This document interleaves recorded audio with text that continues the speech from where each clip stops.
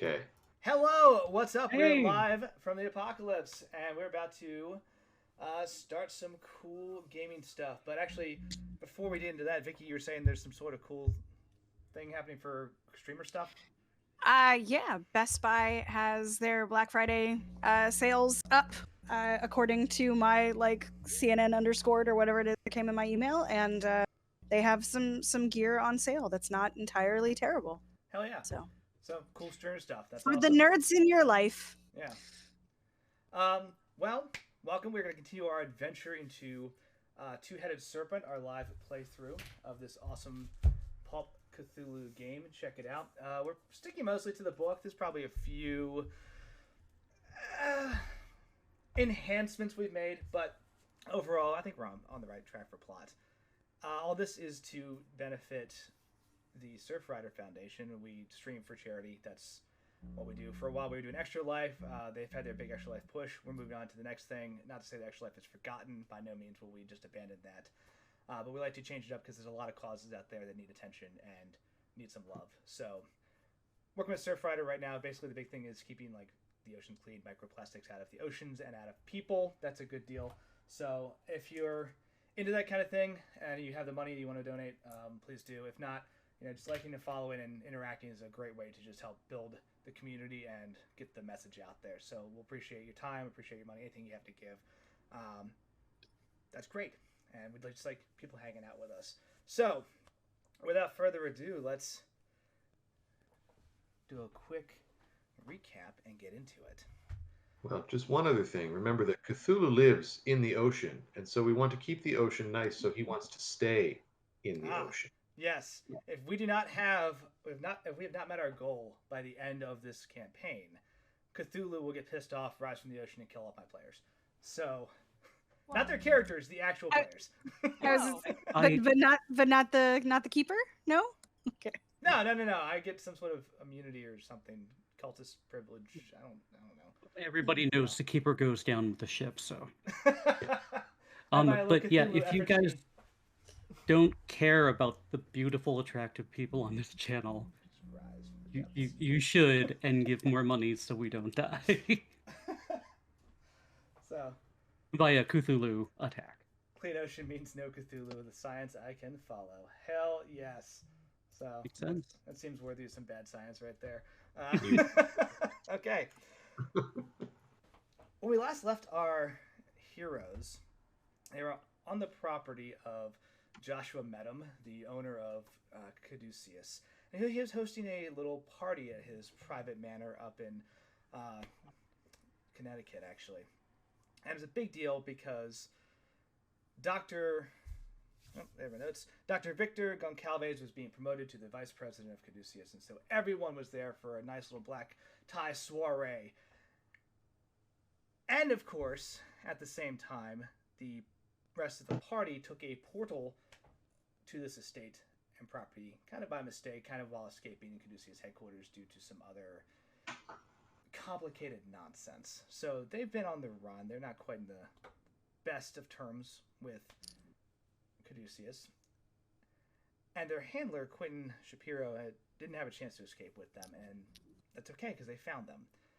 They found Quentin in a guest house on the Caduceus property that when Oliver and the snake priestess Tyrannish, who they're vibing out with, so... Oh, she's beautiful. Yeah. With her cool crown. Does not have the crown with her, unfortunately. But discovered one of the guest houses was reinforced with metal bars and the doors reinforced, and then realized very quickly that Quentin was being held captive inside. Joshua Medham told his bodyguard / manservant Kenning, giant, bald dude, no eyes, big bushy eyebrows, arms the size of Crithium columns, to fix Quentin because they had a lot coming up and he needed Quentin focused. At that point, turned and left back to the main house for the party, while the rest of the heroes were hiding in the woodline nearby, kind of in the bushes watching this and waiting for their opportunity to strike. And it presented itself. They've decided that, well, it's only Cannon in there. There's one of him, and 7 of them, because they've got their friend Spencer Brooks. They've got, Saoirse Davenport, Cecil's sister, with them, and of course Tyranish, Snake Priestess. So a lot going on into the scene, but when we last left our characters. They were about to literally count down 3, 2, 1 and kick in this door to this guest house. You got about 2 seconds. Is there anything that you do before you kick in this door? I'm talking like chamber around, like do a quick, cross or whatever you're into, because you're about to get it. What do you do? Oh God. I have my rifle like a click, and then It's You go in time. front? You better be in Witness front. me! I'm gonna be behind you. that makes Or sense. or gun can go over shoulder. Just like the muzzle's got to be. Be careful. I trust your shot. Curve the bullet. That's all you gotta do. Famous last words. Oh yeah, just curve the bullet. We learned that in the Great War. A little bit of magic. Okay. The skirmish time pop-up is extremely accurate. Absolutely. If Cecil and I'm assuming Oliver are gonna get like the firearms ready, Wendy's gonna like cant to the side with the bracelet ready to go in case somebody decides to get running. But I'm going with, on the basis of what we've been doing so far, if she has a rifle, it's probably in the car. Yeah. Sounds good. Saoirse and Spencer also pull out revolvers from coat pockets. Saoirse has a gun? Now she does. Spencer gave it. Clearly Spencer had like right. 2 on his hip and he handed one. Like Spencer's the it's kind a of lady guy. one. He's so cool that he jumps through the air and fires 2 guns, so he just gave one to Saoirse. That's very I kind. would like to believe that he's considerate enough that he brought one specifically for her. So like the handle has like mother of pearl in it or something. This is very cute. Derringer, yay long, like just... Yeah. We haven't gotten into it, but this was their first like official date, so like that would be a very cute first date gift. Yeah, everybody gets a goodie bag. You get a pistol. Is that moving too fast? Like if someone gifts you an engraved pistol on your first date, is that we'll pass. Anyway.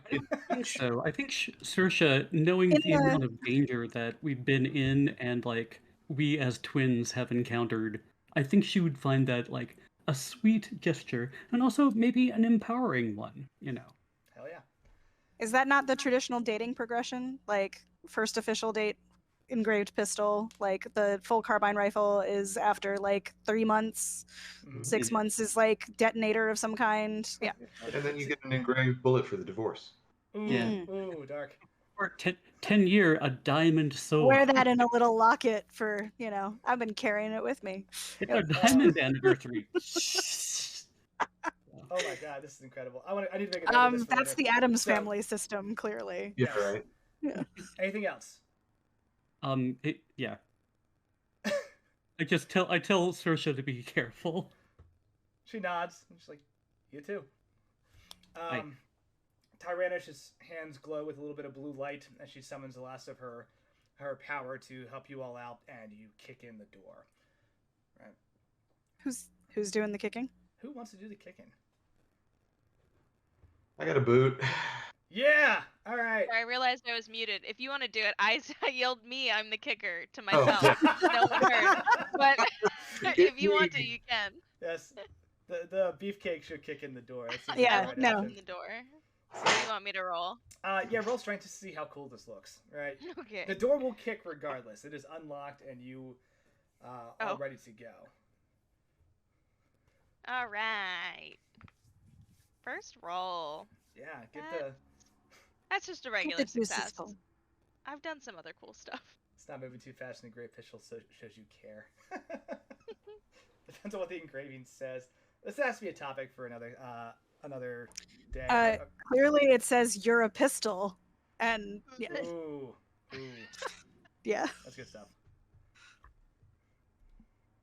All right, what did Kelly roll? Just a success. Yeah, easy enough. You get a success. You kick the door in.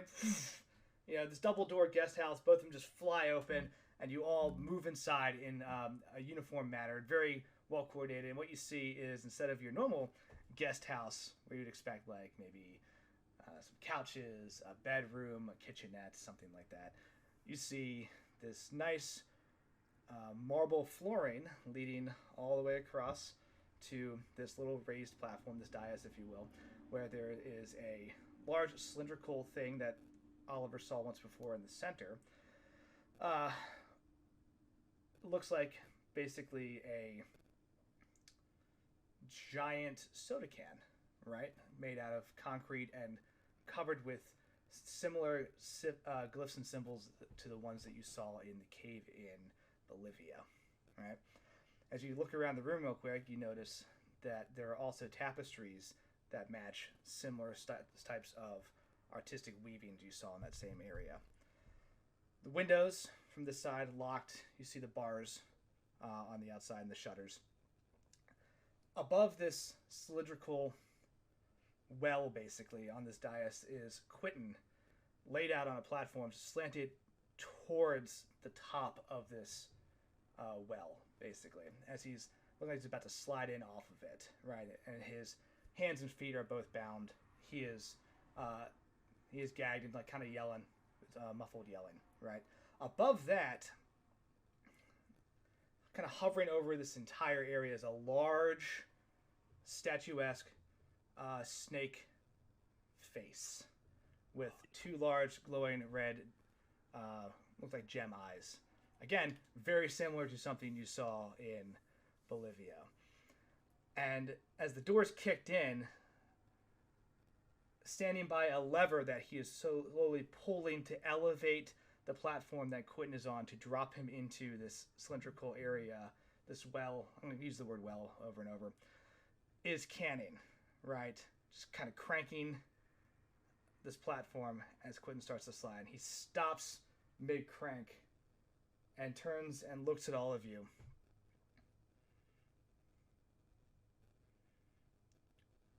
Stop what you're doing right now, or you're going to regret it. He just stares at the rest of you, just completely blank-faced. Just point of interest, he's strapped to the platform.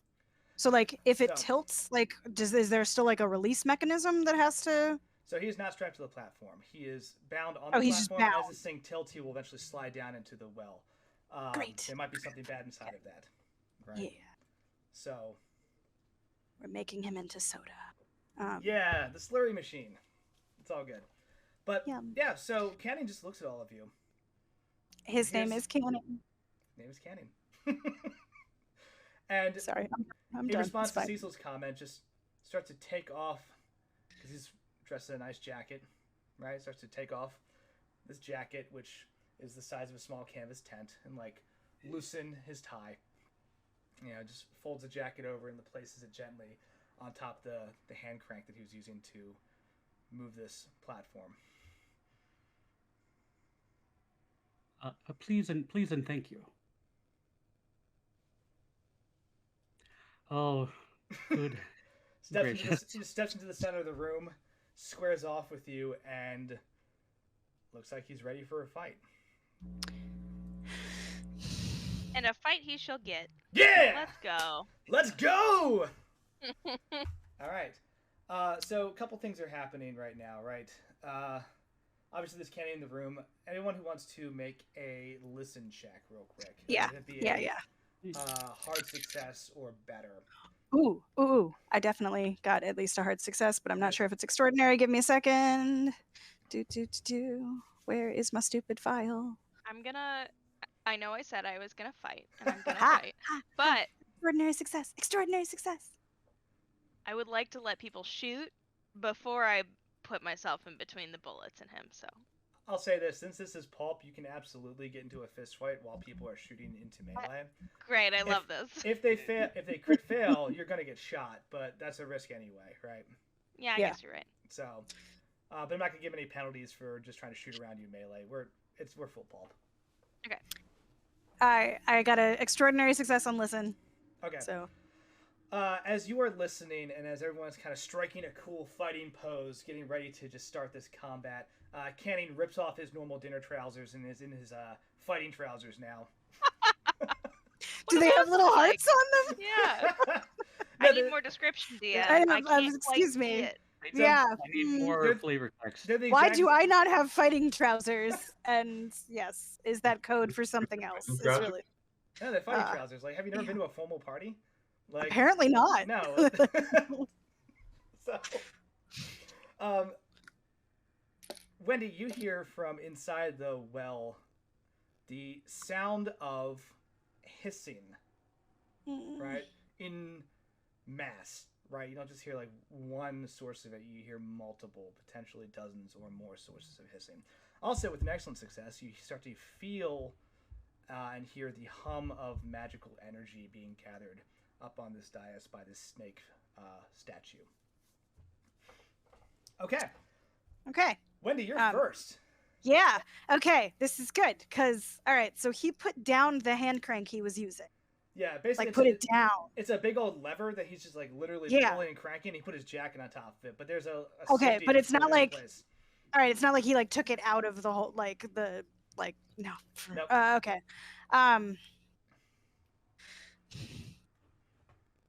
Are there, for instance, like just tools about like a spanner that might like say be used to smash at things? If I were to be Yeah. looking for that.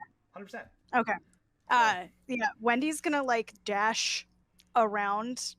Can't like. I mean, ideally away from like the opposite direction where he's looking at Cecil, Okay. and we're gonna try and like one fuck some shit up, but also like towards Quentin. But if he's not immediately in danger from, we're gonna try and like mess with any of the setup that we can to make this not successful. Okay. Sounds good. Do me a favor, make a dodge check as you just dash past and try it, because Canning does take up a lot of space. I can't describe this enough. He's like 9 feet tall and has stupid long reach. How long is that? Pardon? Stupid long? Stupid long, yeah. Okay. Technical term. You know, it's like Okay. long and stupid long. Yeah, Yeah. yeah, 1 foot, 2 foot. Stupid. yeah. We don't use metric here. Anything but metric.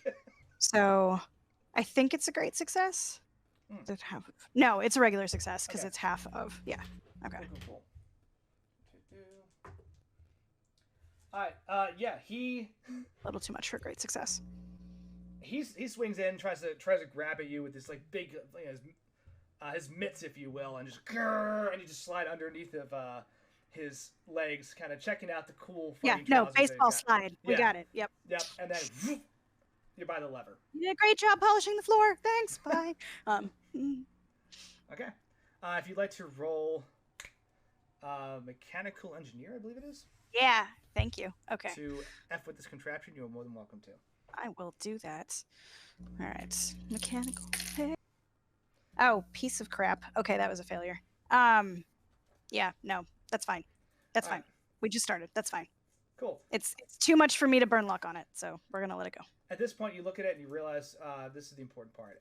You don't want to make a mistake, because if you do the wrong thing with this contraption, it will drop Quentin immediately into this well of snakes, basically. Okay.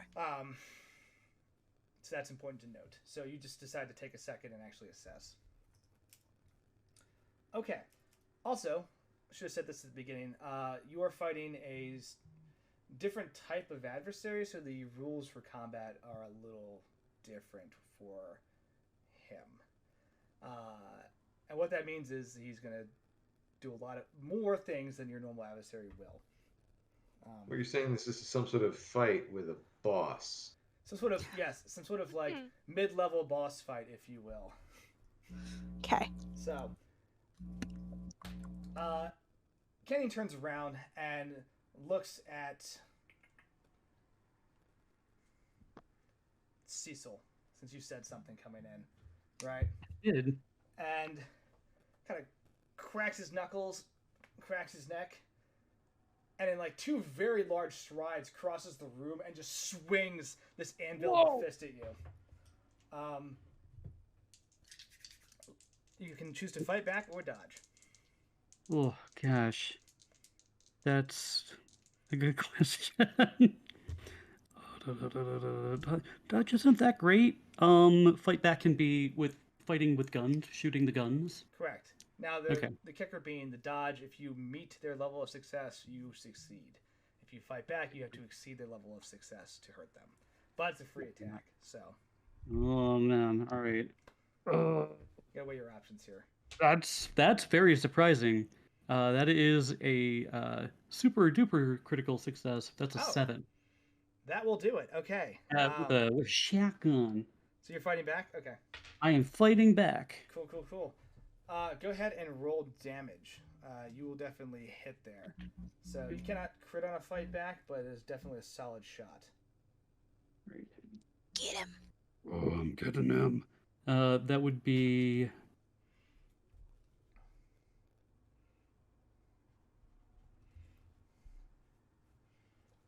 14. 14. Good God. Okay. See, it's a shotgun. I roll three of these d6s. They're Yeah, real fun. I love shotguns so much. Okay.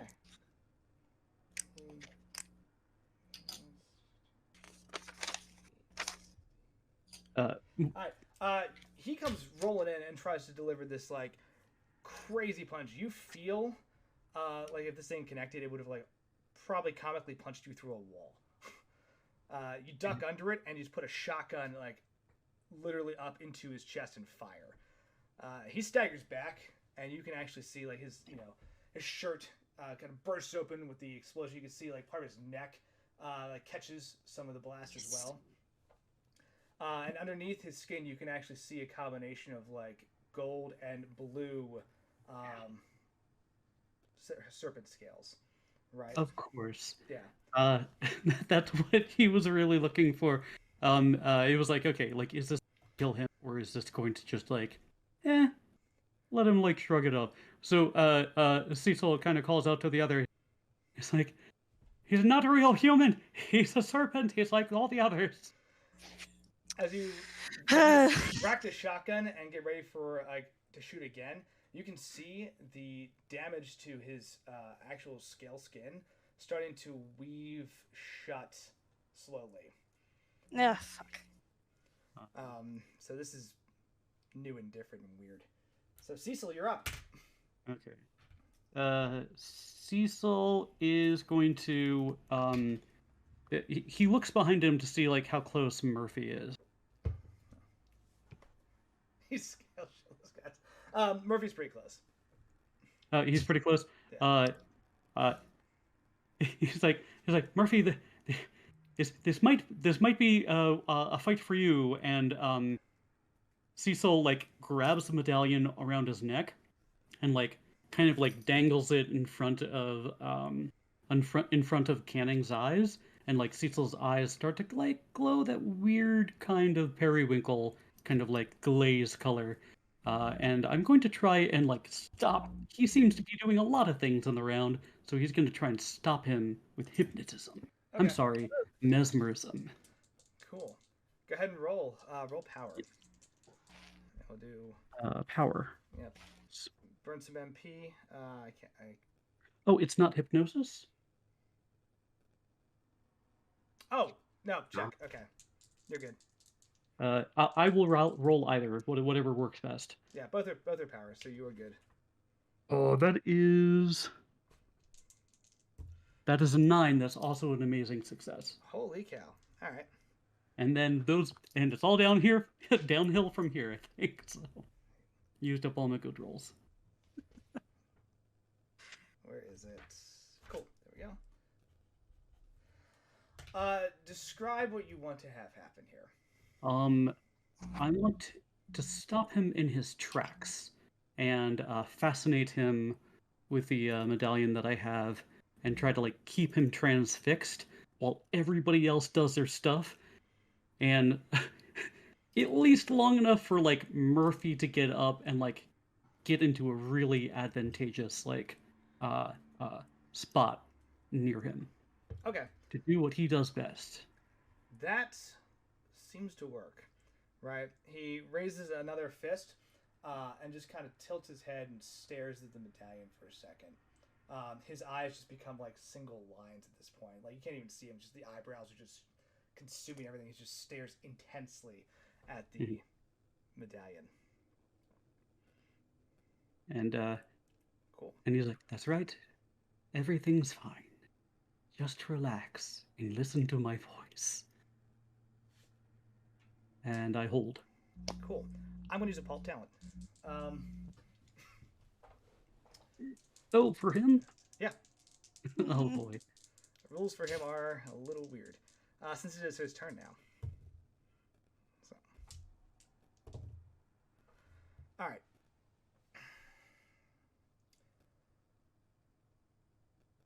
Roll power one more time, please. Let me know if you meet Power. a hard success. He seems to be lulled into a slight hypnotic stupor at this point. And then he starts to fight it. Right. You see he like kind of twitches and his hands like move a little bit. They can make fists and he lets go. And they make fists and he lets go. And like his eyes kind of bulge open for a second as he's fighting back against this hypnotic power that you're using to placate him. What'd you roll? I rolled The roll's going to determine hard. Hard success. You got a hard success. Okay, cool. Then he will not get to use his full turn, but he can still break some of the hold, which is good. So he is going to try to just once punch you instead of his full action. Great. Only once. That's fantastic. Yeah, you have successfully hindered him. Good deal. So, but he just kind of no form, no function, just like kind of grabs his head with one hand, and it's just like and just kind of backhands at you, trying to stop that. And you can choose to. You've already fought back this round, so you can choose to dodge if you'd like. Okay, I'll give it a go. So, and that is also math. Just hard success as well. meets it works. For dodge meets it works. Okay, yes, I just met it. So cool. You roll with it, right? Like you had this medallion up, and it's starting to work. He starts to just clutch his head, like I said. His eyes pop out, just bulging, staring at you with hatred. And he just is like, the hand goes up, and you roll with it. Right? You take a little bit of a, like, you probably have a shiner, you'll be all right. But you get out of the way of the main force of that attack. As he turns around to reassess the area, it still seems a little disoriented. Kelly, you're up. I would like to punch. Punch! I'm gonna punch him. Alright, he will fight back. Oh, beans. Okay. Let me know if you... Oh, that's really high. Yeah. Go ahead. That is a great success. Okay. He also got a great success. You succeed. Damage is important. Yep. Punch him out. Did I write down? Okay, I did. Ooh. He doesn't have armor, right? He does seem to have something that is... Oh, crap. Slowing down the amount of damage he is taking. I'm going to use an MP. Okay. To ignore armor. Cool. Go ahead and roll damage. Yeah, let me mark that. Okay. Oh god, I haven't punched in so long. Where's my damage? Okay. Been so many parties and board meetings and on first class plane rides. I just haven't punched a person in the face. I haven't gotten to do this in so long. I hate New York. There. I don't remember. Did we add extra damage to my gloves? Yeah, there should be a D6 at this point. Okay, that's what I thought. I was like, I don't think I changed this part. What would Coach say, Kelly? Fucking, he would swing away. Yeah. Actually, wait to be happy because Kelly was doing cardio earlier this evening. Yeah. Keep that cardio up. Crap. Math. 8. 8? Okay. Sorry, guys. Come hang out. Come stream. Try to do math live on camera. It's all fun. No pressure. All right. I had flashbacks to my classroom. It's like when you had to stand up and do that multiplication or whatever, that math around the world thing, and like, it's just you and another student going to head, and it's like, here, add like 6 plus 2, and it's like 27. I can math, I promise. I do not make kids do that because that's traumatic. So yeah. There's a okay.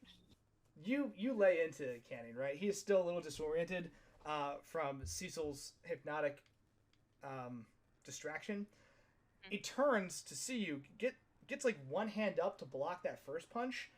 You go in with a full combo though, and connect with like the second hook, an uppercut, and then a good solid elbow into his face. And I think you actually like jump up in the air to do this to just connect with his actual, well, his head. Yeah. The thing is, when he's gonna be like, I heard that crunch. yeah, it's like it's bad. He staggers back for a second, grabs his face. You can see part of his the skin comes off as well, so there's more of that yellow scaling, and his skin is actually smoking where you hit him, and does not seem to be repairing itself at the same speed as the rest of the shotgun blast. Right. All right. Bludgeoning damage, guys. So, bludgeoning damage. Well, sort of. Cool. I ignored armor. So Okay. I don't think any of you would know that mechanically, so No. that's a little bit of metagaming, but But smoking, that's fun. Okay. That magical gloves do work. they do. Mm-hmm. And I guess, am I in between him and other people now? You can like dodge out of the way. Like there's no. Okay. Yeah, I'm not too concerned about where you are specifically. You're all in and out of Okay. melee, right? I mean, he's Make probably it gonna be mad, but yes, Yeah. cool. The easiest way to do that mechanic in Theater of the Mind is just say, hey, when someone fails, it's probably friendly fire. Other than that, you're all competent enough to like get the hell out of the way before shit gets weird. Yeah. Cool. So, let's see. Kelly went. Spencer and Saoirse each dart to one side of this room and take cover behind, some of the columns that are in here, right? As they both pull out their revolvers, nod, and then start firing at Cannon as he tries to advance on people and basically create this covering fire that gives you a little more room to maneuver. So he like turns and tries to fire, turns and tries to punch back at Kelly, and then the Spencer just opens up and he backs up a second to just not be directly in the line of fire of that. Turns and like looks at Cecil, looks like he's about to lunge at Cecil again. Saoirse just opens up and it slows him down from just getting his big old hands around your neck. And so what they are doing is effectively giving a bonus to dodge for Kelly and Cecil at the moment, right? So your next turn, or the next time you were attacked, you can roll dodge at advantage. Cool. Okay. It just lasts for one full round until their turns start again. Okay. So Cannon looks frustrated. And he just reaches up, grabs the flap of skin that is just kind of like off on his face, and just rips his entire face mask off. I need everyone to make a sanity check, please. Yeah, that checks out. And revealing underneath like just this absurd serpent face with this insanely long forked tongue that just like unrolls out of his mouth. No. Which accounts for why he's not talking, because he finally opens his mouth and this whole thing just dangles out. God damn it. If you played Mega Man, it looks like the was it Spike? Overman? What? Like Overman from Mega Man. I was thinking of the chameleon dude that you fight in Mega Man X. Oh yeah. Like- Something chameleon. Yeah. He uses his tongue to like swing across the stage. It's like that length of like nonsense. Go ahead and roll. I failed. Yeah. I have a ton of sanity, but I rolled a 94 and nope, fail. Okay. Cool. Pass, you said? All right. I passed, yeah. Professor's like, whatever, I don't give a shit. Yeah, y'all seen this before. I mean, I have too, but clearly I'm rattled. All right. I failed. He's very big. It's scary. Okay. Oliver, you take nothing. Cecil, you take nothing. Kelly and Wendy each take a d6 of sanity damage. Again, know that. As the face just rips away, like it's weird, it's gross. He just throws the face mask on the floor, like using my Horizon Fun NASA worm font. We're gonna see if this does me any luck. I have, of course, now jinxed myself, so let's see. Yeah, no, got a 6. That's yeah. I got a 1. You didn't specify good luck. This is yes, this is true. All yes. right. I was inspecific in my fuck. See, you should have had the SpaceX dice as opposed to the NASA dice. No. Never. Kelly takes 1. Wendy, you take 6. Do you want to burn luck to half your sanity damage, or do you want to? No, I'm insane? still actually quite good on sanity over. It's. You're gonna be insane now. Okay. Yeah, give me a solid. You know, but I've been sane for a while now, and change is good. Yeah. I'm due. Switch it up. All right, go ahead and roll a d10, please, for temporary insanity. Then you also get a cool Pulp. Same talent. I like the idea of like like a high society magazine or a women's magazine from this era. Like if you feel like things are going so well, like just switch it up, just lose it all. Just fucking Go lose it. ape shit. Just lose it. Yes, that's a 6. Okay. Flee in panic. The hero is compelled to get as far away as possible by whatever means are available. Even if it necessitates them taking the only vehicle and leaving everyone else behind. Fantastic. I mean, I'd have to go past them to get out to the vehicle. Correct. So probably going the other way. Okay. I've rolled a d10 because that is how long it lasts. Okay. I will let you know when it ends. Right? Okay, so she's getting the fuck out of there. Yeah, basically the 5th ed fear condition. You have to run as far away from the thing every round as possible, doing whatever you can to get gone. So. Okay. Cool. All right. Now, on the bright side, roll a d20, please, because you get insane talent as well.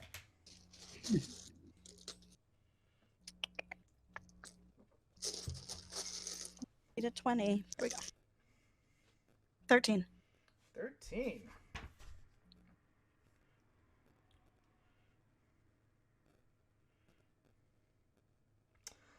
Awesome. This one is called Insane Sense of Direction. Right? What you can do is you can, by using this talent, when you use this talent, you can tell me where you want to go. I can give you the fastest direction there. You make the fastest direction to get there. You make a luck check. If you succeed, you get there without any problems. So that's awesome. If you fail, you walk straight into a bad situation. My call. So, but basically you can say, like, I want to get out of here as quickly as possible. Instead of having to do all the other crazy stuff, you can just take car and no bout. Or it can be bad. So that's your insane talent. You can continue to activate that in the future as well. So that's a gift. Cool. That's useful, actually. Yeah, very much so. So Kenny finishes ripping off his face. No one's happy about that. Turns around and this giant tongue lashes out towards Cecil. And he tries to... it's as you realize it's getting close to you, it's a barbed tongue. Like a cat? Yes, but not nearly as friendly. No, of course. So go ahead and roll to dodge, please. That is a... it's not an excellent success. You know what? I'm going to do it. I'm going to burn some luck for him. Oh. So, it's an excellent success. He has luck as well. I just got a regular success. Okay. Cool. You have advantage, right? Oh, do I have advantage to dodge? I'm gonna roll again. Yeah, please do. Oh, that's even worse. Oh, great. Okay. No, it's okay. All right. Large shirtless man with a huge tongue coming at you. That's fine. What a Sunday, right? What a fucking Sunday. I was gonna say I forget what the piercing's called when it's a barbed tongue. Yeah. Okay. Are you sure it's not like he has a tattoo of a woman named Barb on his tongue? Just try saying. All right. You know what? Barb was his grandma. She's a nice woman. She makes a mean sugar cookie. Okay. And she deserves all the respect. She's been immortalized. It's fine. And this is the last thing for him. Go ahead, and you take 3 points of damage as this barbed tongue just like lashes across like your front, and you're like, oh god, you can feel the burning immediately as there's some sort of like venomous piece to this. And then last thing is roll for a hard con, please, and then he'll be done with his shenanigans. Is this also at advantage, or is this just a regular thing? It's a regular roll. Oh, that's a super duper fail. Okay. You are also. You feel your joints start to seize and lock up. Oh. So it's become very difficult for you to move. You'll have to make a Dex or Constitution roll on your turn to act normally. Otherwise, your muscles start to seize and lock as you're subject to whatever this this poisonous effect is. In a different setting, this would be much more pleasant, but this is terrifying. Evening Andy strikes again. This is a legit boss. Cool. Yeah, Oliver, but the cackle was all you. Yeah. All right. Lots going on in this last couple seconds, right? Shotguns to Kenny's face. He's ripped his human face off. Kelly's punched the crap out of him. Wendy is about to sabotage this entire contraption, freeing Quentin. A lot of covering fire being shot down by Saoirse and Spencer. Looks like Tyrannish is getting ready to do something with magic, but it's taking her a minute. What do you got going on? Well, fortunately, Oliver, while distractible, is distractible usually to his own ends. And so what he's been doing while everybody has been kicking down the door and so forth is just kind of carving a little, with like a little hairpin or a needle or something, a little glyph into his hand here in late Babylonian. Oh, hell yeah. And he's going to use his telekinesis spell to yeet our dear friend Quentin off the table and out the door. Good move. Okay. Burn MP and roll power, please. Yes, indeed. No. So, how much juice do I need to put into this? Let me see if I can remember the description. So I've got the description for the spell in front of me if you need it. Yeah, he's not resisting. He wants out, so he's perfectly happy to go. He wants out, but if something else is resisting, then Kenny does not have a chance. He's used enough of his moves that he can't try to grab him. Yeah, basically it's just it's 1 MP to do the spell, and then however many others I need for strength to put him, in motion. Gotcha. We'll call it. Let's see. 70-pound person. Whatever he is. Yeah, 70-pound dude. I said 170. Okay. 5 MP. Right. So. All right. Let's give it 6 just so we have some finesse and we don't break him. And do it. Yeah, he's not resisting. Canning is out of reactions at this point to try to do terrible stuff. Until next turn, anyway. Yeah, right. So. Okay, that is... if I meet it, I get a great success, right? Or does it have to be under? You gotta meet it, so you're good. Okay, so that's a great success. Yeah, feel free to describe this. So, you can yeet Quentin out the door. I am going to, basically you're just going to see him. It's not nearly as dramatic as when Oliver usually does a spell, but he's just going to start slowly inching up this table. I don't know if he wants to say something or if he's feeling it or whatever, but gravity is no longer working on Mr. Shapiro, and he will sort of slide like, Pee-wee's Playhouse, kind of up the thing and just out along the marble floor. So, okay, I love it. Just going out. He's gagged, so you just get a whole lot of as he goes. He slides past you. He's like, "Thank you." Out the door. Cool. He is removed from the battlefield. He just slides like right outside the front door. You can see him. He's still bound and tied up, and he starts like trying to fight against his restraints. We'll see if he can get out.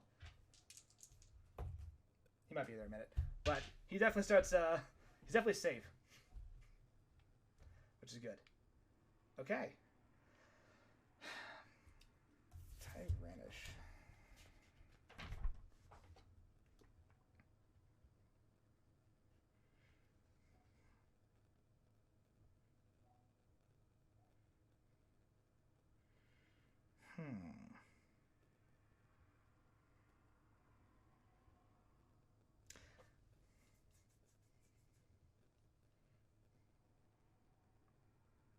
Tyrannish is going to cast a spell on Cecil.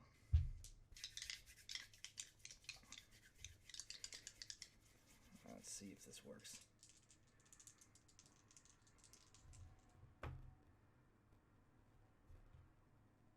Okay, cool.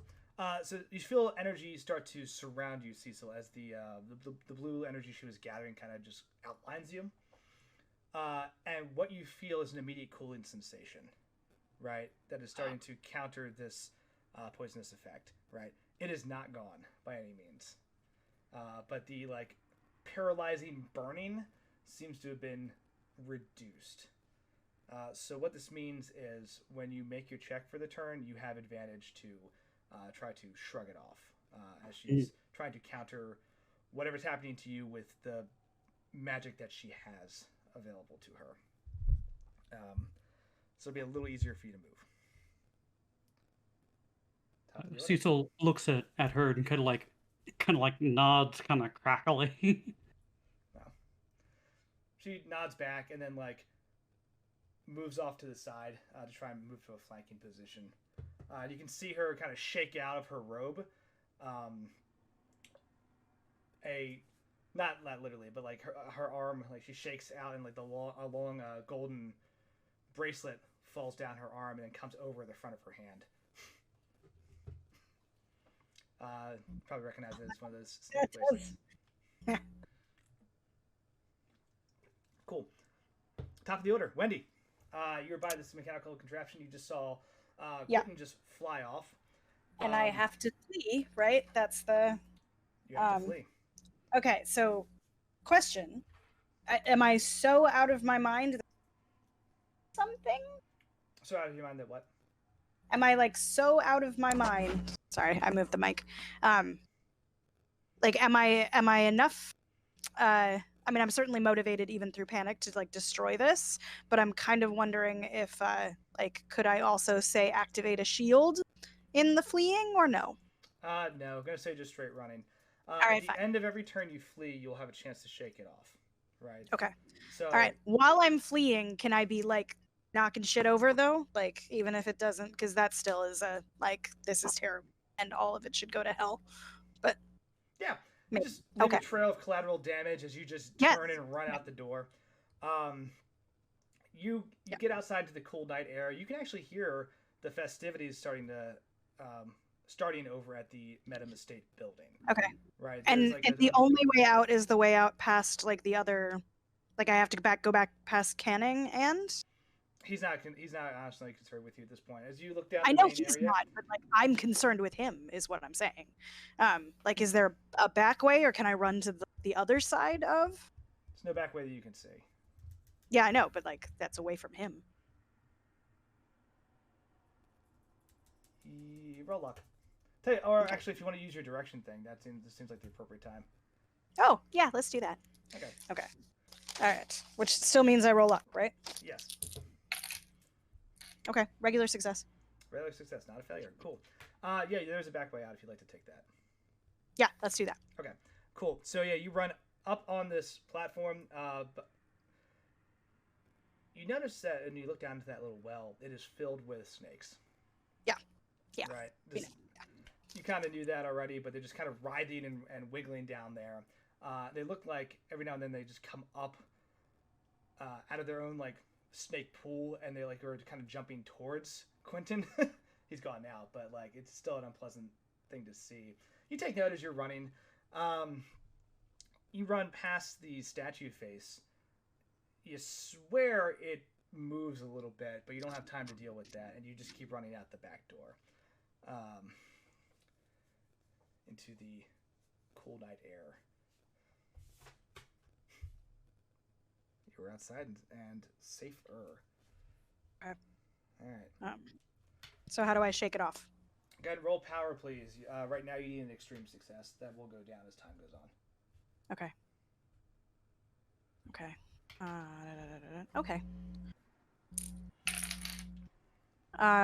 Yeah, not an extreme success. Regular success, but not an extreme. Still scared. Yeah. All right, that's one round of that. Noted. Okay.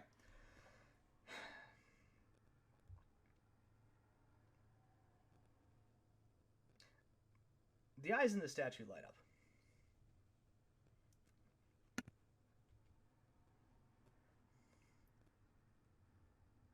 And fire 2 bolts of red energy towards Oliver. Oh. Oh no.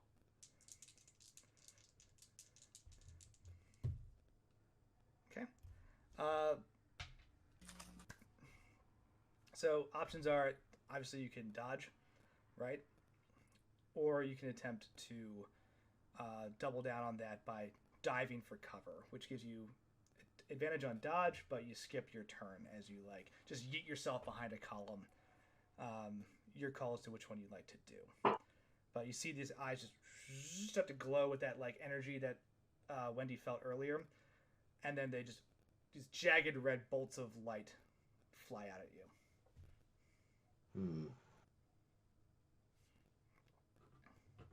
There's a hard. I think I'd success. better just duck and cover and try and take that advantage if I can have it. Cool, go for it. Hard success, dodge, defender meets beats. So. Oh boy. Roll away. Ooh, I get it. Okay, very nice. Yeah, which is good because that was not a big number. All right. Yeah, you throw yourself behind this column.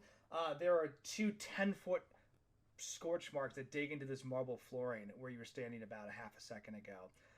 They're about 4 inches deep and just burnt into the ground. So whatever that was not great. Huh. You ducked it. Cecil, you're up. All right. It felt like I was able to get like some success out of saving us from some collateral damage that Canning was able to do. So I think I'm gonna see if I can try and do the same trick again. Okay. Cool. Yeah, I'll let you know mechanically what that was. Is he can attack a lot of times per turn. What your thing allowed him to do was, or stopped him from doing. Your hypnosis allowed him to only attack once instead. Right. Slow it down. I think that would be advantageous to us. So Cecil like tries to embrace like the cool kind of aloe alpine energy that Tyrannish is like giving him, and brings up his medallion once more, and his eyes start to kind of like glow a little bit again, and it's just like before you say a cool thing, please make a Dex or a Con save. Oh yeah, that makes sense. You're at advantage. And I have advantage. Okay, that was an 11, so that's good. That'll do it. Yeah. Please continue. And he like brings up the medallion again and says, Canning, you aren't where you think you are. Why don't you just look at me again and concentrate on my voice? Look into my eyes. Look at the medallion if you like. Everything is not as it seems.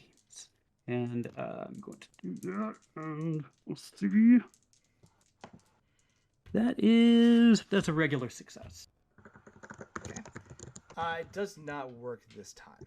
Right. He starts to succumb to that same kind of passive lull that you put over him once before, and he turns and punches himself in his own face, like breaking the skin, and just whips around towards you again. Mm. And is ready to fight. He rolled very well on that one. Okay, fair enough. So,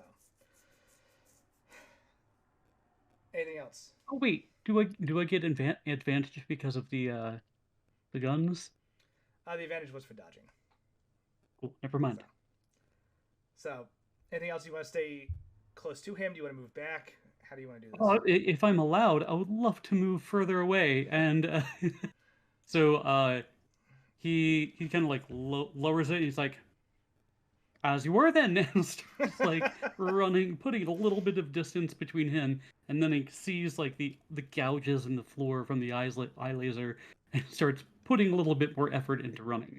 So, as he fumbles with his gun. Cool. That's done. Canning's turn. He's going to turn on. Let's see. Oliver did it for cover. Cecil ran. Wendy ran. Kelly, you're still in melee, right? Yeah. You can hear off to the side, Spencer and Saoirse just both like click, click. They've flipped open the chamber of the revolvers. Like you hear the clatter of bullet casings hit the ground. They're like, keep them busy. They start reloading.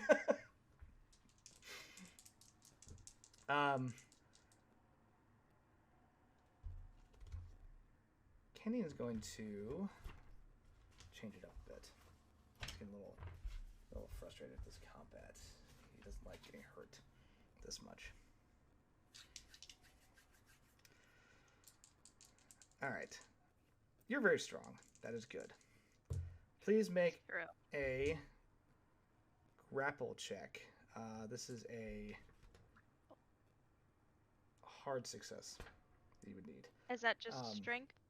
Yes, it's strength. So. Okay. You are opposing a normal. Yeah, so you need to meet a hard success as he grabs you and picks you up or tries to grab you and pick you up off the ground. That's a 9, which is an excellent success. That'll do it. Half of my excellent success. Does that count for you? You are not grappled, which is good because he can't do the other thing to you, which is nice. All right. He grabs you and picks you up. You just hear Wade's voice in the back of your head, just like, "Hey kid, remember, if a fight's going south, nothing wrong with fighting dirty, right? There's one thing to be in a dojo, it's another thing to be on the streets. Do what you got to do." Pocket sand. just pull out sand and rub it in his face. His eyes that are bulging out now. He's just like, "Ah!" Drops you. He managed to quickly roll back, which is great because the second part of the thing that he was going to do, you see, where he had detached his jaw and attempted to just bite where your neck was to just instantly kill you. Or at the very least do a shitload of damage. No, please. No. As that long lopping tongue just whips around at you for his third attack. Okay. Which is a regular success. You have advantage on dodging. Okay. Yes, I will do the dodge. Okay. No bueno. You look good dodging. That one's a fail. That one is a success. That is a great success. Okay. And you are. Thank God for that advantage. You were not hit by it. So, and you see his eyes are just now like blood red, crusty sand kind of all over his face, his serpent scales. The damage that was done to him earlier seems to slowly start to be knitting back up. Ooh. Right. Kelly, you're up. I will punch. Okay. I mean, okay, wait. Let me reassess. Yeah. People are reloading and getting ready. Quentin's out the door. Yeah. You can literally see So Quentin like is- sitting in the doorway. Like he's about 5 feet out the door. You can see his feet kind of kicking as he's trying to get the stupid restraints off. Wendy is also gone. Yeah, Wendy just ran up the dais and disappeared out the back door, which apparently there is one. I'm gonna roll because I don't know what Okay. Kelly would pick. Cecil, you notice, is kind of struggling to move as well. Whatever that like venomous attack was, like or that poisonous attack seems to be messing with his circulatory system or his nervous system. How many people are still left in the building besides us three? There's two more, right? So it is you and Oliver are still up. Cecil is there, but he's a little damaged. Right. Saoirse and Spencer are off to the sides. They've taken up positions behind pillars for covering fire. They're reloading. Tyrannish is hanging out in the back and trying to help where she can with a little bit of magic. Okay, I'm going to attack. I'm going to try and keep his attention even though I almost died. Oh. It's fine. Fuck! I don't think that's a success. Nope. Alright. He will fight back. That's fine. Okay. Luckily, you can't crit on a fight back. That's good. That was alright. But he does hit you. Okay.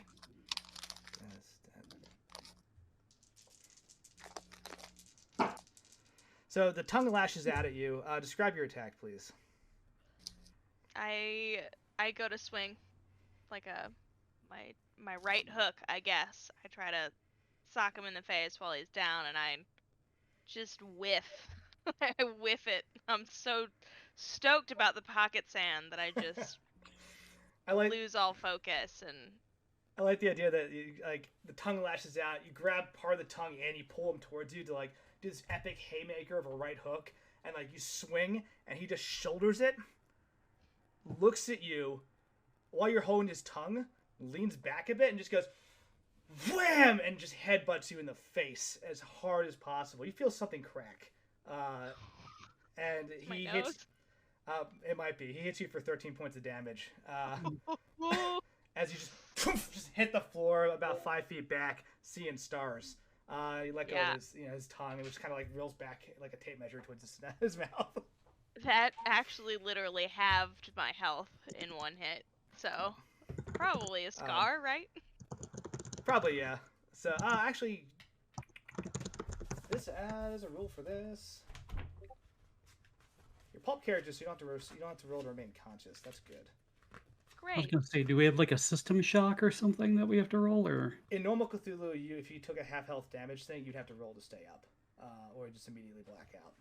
In Pulp, that's removed, so you can stay on your feet. We don't have time for that. Slows us down. Roll Conda to see if you take a permanent scar. Okay. Or you can opt to take one as well. They're more theatrical than anything else. I'm just gonna take it. Okay, hell yeah. Cool. Do I get a bonus to anything? Probably intimidate, honestly.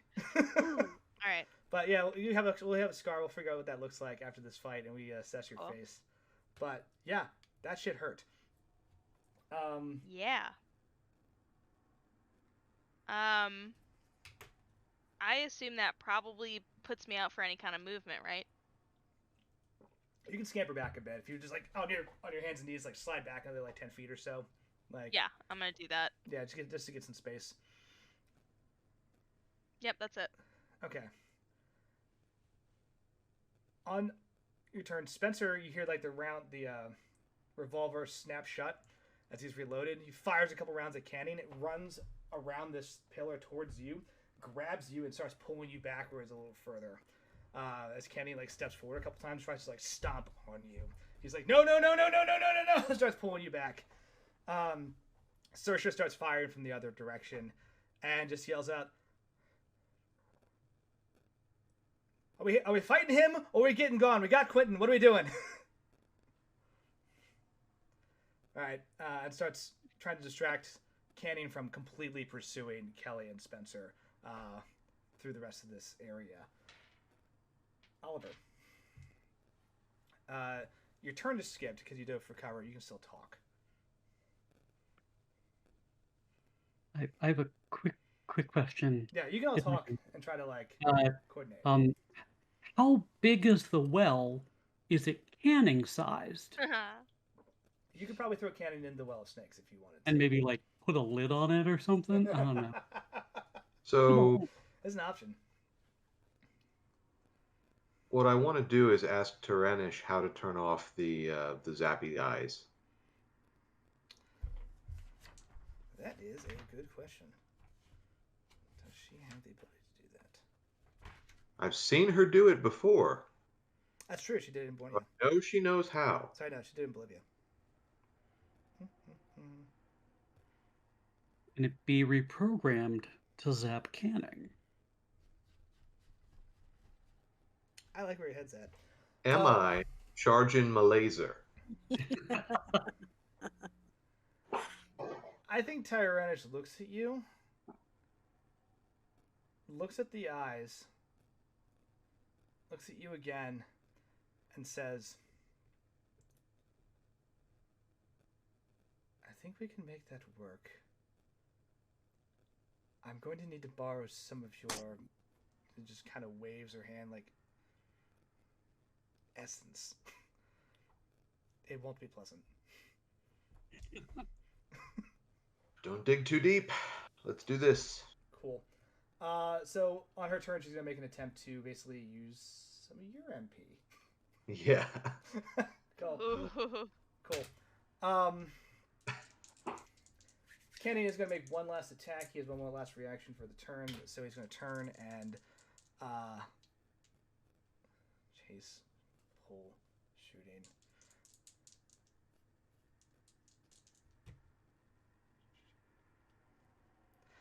He turns and picks up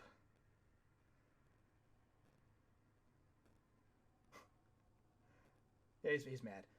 He turns and like cracks off a part of the dais, the like nice stone laid work dais, just cracks off a large cinder block and just proceeds to hurl it at Saoirse.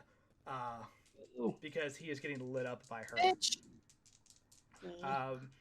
Cecil, please make her dodge roll for Saoirse. Her dodge is...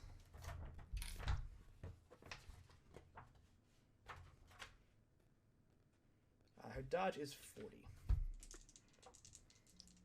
I got a 25. Okay. Cool.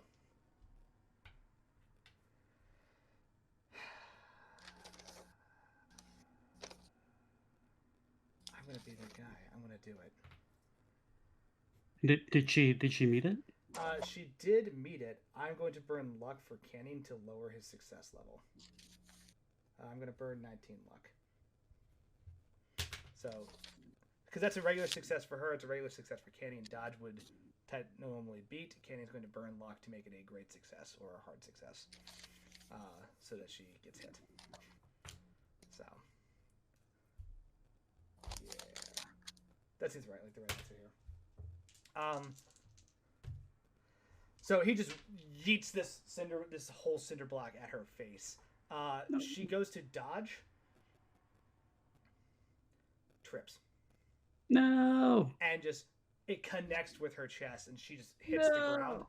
Still up, right? Doesn't kill her by any means, but like it's a hard hit. She goes back, like slides into the wall. You can see her like trying to like struggle to get a breath as the air is just knocked out of her by this thing. And Kenny just like grunts in a satisfied manner, like score one for me. Tyranish is going to use your power, Oliver. Here's how this is going to work. You can give her any amount of MP you'd like. Actually, let me take this back. She's going to probably need... How much MP do you have? Why don't we roll luck to see whether I can control how much she takes? Yeah, fuck it. Let's do it. There are rules to this system, but yeah, it's more fun. Oh. No. You got a plan. No, I like your approach much better. That's for the general audience who might be like, but they're not following the rules. Like, yeah, fuck the rules. This is awesome. We need that as an my emote. luck.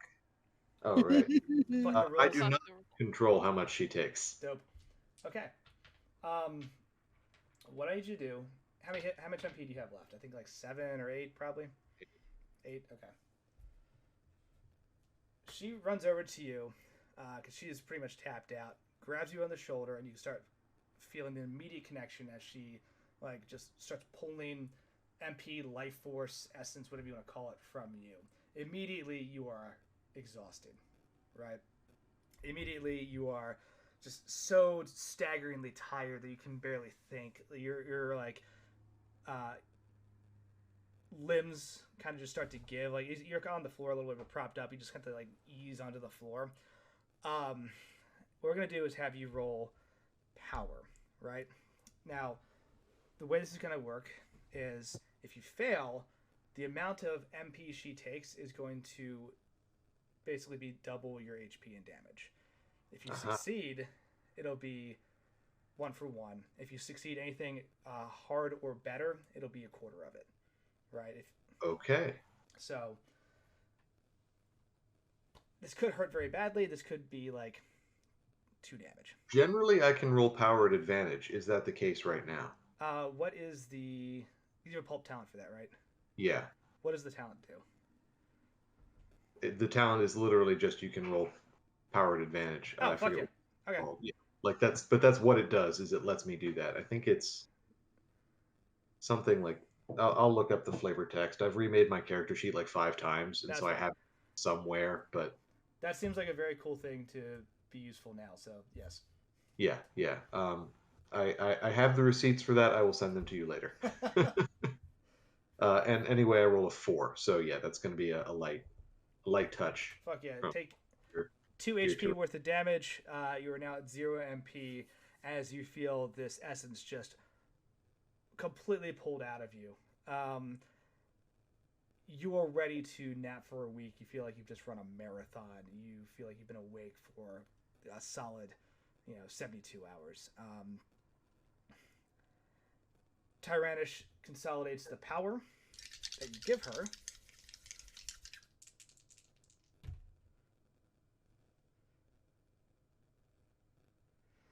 And you see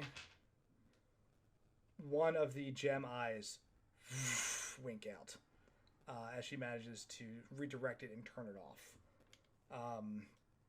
hindering this thing, but not fully stopping it, right? But progress for sure, right? It's a temporary turn off of half of it. Yeah. Also, I know I can't do this right now since I'm not technically allowed a turn, but what I want is for all of this to culminate in my insane understanding that I've been holding on to for like 5 sessions. Yeah. How these goddamn snake temples work. Oh, dope. Okay, cool. Yeah, I think that's way too easy. As she casts that spell, she sinks down next to you. I'm imagining both of you like sitting behind this like column. And it's like a buddy cop thing. We're both just there like, ugh. Like, just completely burnt out at this point. Her eyes are just like barely open. She's struggling to do that. You know, when people are so tired they blink and it's just like off kilter. She looks at you and she says, "All right, I'm a little tired." Well, let's not disappoint the kids. She laughs and she's like then shakes and just like, yes, we have work to do. So top of the order right now we have Quentin outside, right?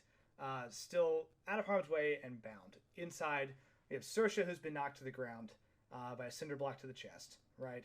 We have Kelly, who's on the other side of the same temple, who's being dragged back by Spencer, who's also been knocked on his ass from a very vicious headbutt, right? Spencer is kind of controlling the situation by like firing as he pulls Kelly back, but he's only got so many bullets before he has to reload. Okay. Near the back end of this snake temple, you have Cecil, Oliver, and Tyrannish all in the kind of same vicinity, right? Cecil, you're still having a little bit of issues moving, but you seem like you're overcoming it. I need to roll. The magic around you does cease, right? The concentrated effort of Tyrannish trying to disable that spell unfortunately meant that what she had on you is gone. So, and like Wendy definitely knocked over a plug somewhere on the way out. 100%.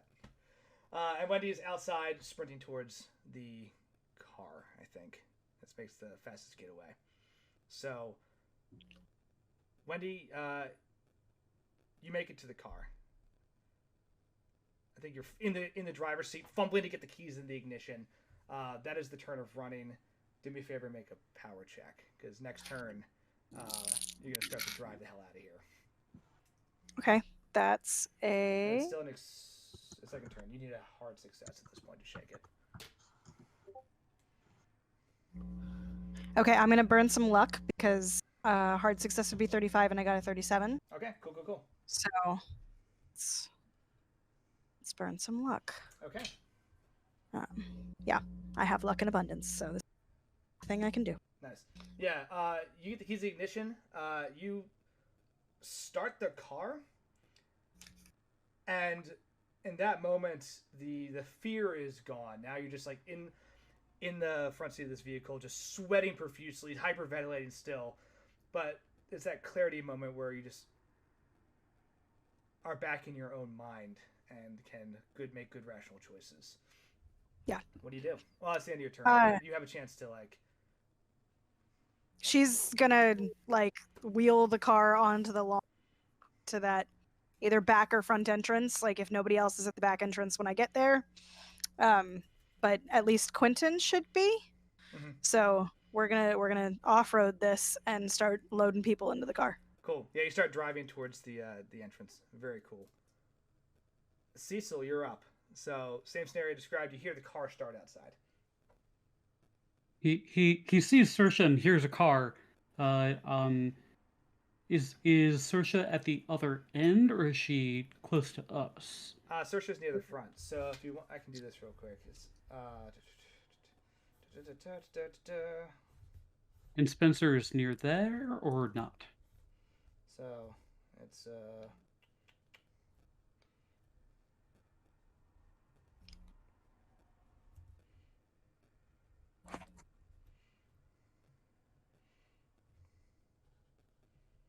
definitely spelled it wrong. Yes, if you want me to, I can give you S-A-O? all of the vowels. Yeah, Saoirse. That's it. One Like time- most Irish names, It has Look at no it. correlation Try to to what spell it it. sounds. Look at it. Try to say it. No, you're wrong. One more time, please. S-E-R. Saoirse. S-A-O-I-R-S-E. Okay, cool. Saoirse. Christy. So this is a quick. Looks like it should be Portuguese, and it's not. Right, this is a quick rundown of the area. Right, so basically the columns are the circles. You can see that Cecil, you're here. This is Oliver and Tyranish. Right, this is Spencer and Kelly. This is Saoirse. This is Canning, kind of pursuing them. Right, this is the front temple area, and then Snake Well up there. That's right. With more subscribers, we actually. True. I have been toying with the idea of trying to port in Roll20 into our combat grid here. It doesn't come up often enough to be useful. This is a bigger encounter, though. Mhm. But that's the general lay of the land. So you have those 6 pillars. You kind of have been taking cover behind them. You, Oliver, and Tyranish near the back. Saoirse, Spencer, and Kelly are near the front. Great. How bad does Canning look? Canning looks hurt. It does not look like you're about to take him out in the next hit. Whatever the hell he is, he's built to withstand a substantial amount of damage. He also seems to have some sort of armor or healing factor as well, so he's hard to take down. Is Saoirse pinned by this concrete? No, she just looks. She's trying to get back on her feet and get her lungs back under her as well as her feet. Got it. Being a good twin brother, I'm going to run over to her and try to get her to her feet, and then get back toward where that car sound was. Cool. Go ahead and make a dexterity or constitution roll. Yeah. No longer at advantage since the magic is gone as you will your legs to move to go get your sister. It's still a good. It's a fine success. Okay. It's regular. It's a little sluggish at first. You're your muscles just are screaming in agony as you're trying to will them to do what you want to do. And you get the momentum finally as this stupid cinder block legs start moving, and you run over to Saoirse and grab her and help her get back to her feet. She'll probably be okay. You notice that there's like a massive bruise forming on her shoulder where she just ate the cinder block. And she looks at you and she's like, oh, it took you long enough. Yeah, you took quite a hit there, lass. But we're made of sterner stuff. Let's get the hell out of here. And he like starts zombie walking, trying to like be the gentleman and like shoulder her. Yeah. So, she throws an arm around you and she's like, thanks. You know, and very much lets you take the lead on this one. Pride aside, she's hurt, right? So she's okay. So I jerkily try to like lead my twin sister to the back toward the sound of the cars as quickly as super barbed poison body can take me. Cool. This is make a strength roll. If you get a harder success, or if you get a hard success or better, you're out the door.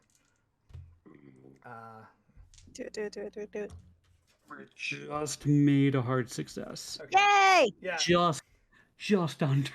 It's awkward. It's not great. No one would call this a escape with finesse, but you definitely like limp stumble your way out the door, right? Canning is still chasing around, still going after Spencer and Kelly, so you have the moment to run.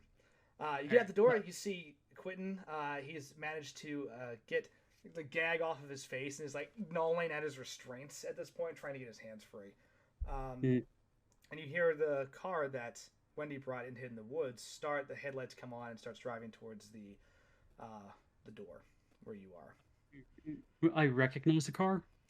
It was the same car. It's the only car that was hidden in the wood line, like the Diction. Yeah. Great. So Spencer and Saoirse were in, so. Yes. Yeah. Yeah. So Cecil like tries to like offer like a shaky, weird, convulsing hand to Quentin on the ground. He's like, "Haven't had a rough night, lad." It's like, "Welcome to the club." So, I think our ride's on the way. It's not my kind of party for sure. And takes your hand and is glad that be helped up.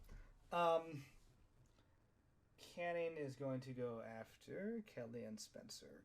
Question becomes, Kelly, you can get on your feet. All right, Spencer's able to like pull you back and get you up. Yeah. As it's an awkward stumble backwards, you kind of get your feet under you. What do you? It's his turn, but what do you want to do? Like, are you trying to cut and run, or are you trying to stand your ground and fight this one out? I think we're trying to cut and run. Okay, Seems cool. like most of the people are trying to get out or have already left or are not in fighting condition. So, yeah. Cool. I'm going to roll a couple things really quick. So he's going to come and attack. I'm going to roll for Spencer to help you because he stands you up, moves off to the side, and again just fires into Canning, right? So I'm going to roll 3 dice for every success. There's a possibility you could have an advantage on 1, 2, or 3 of the dodges that would be coming your way from Canning.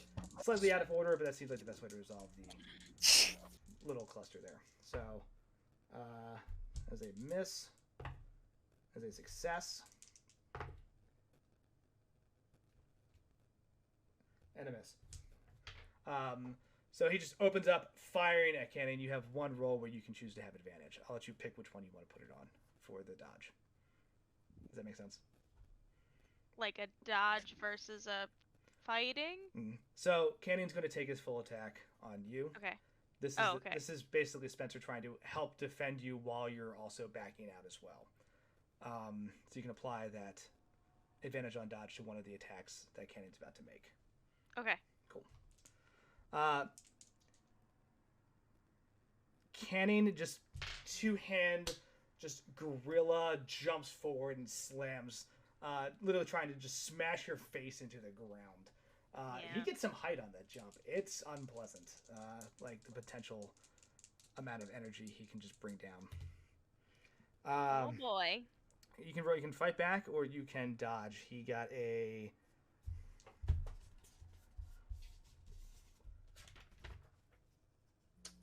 regular success for this one.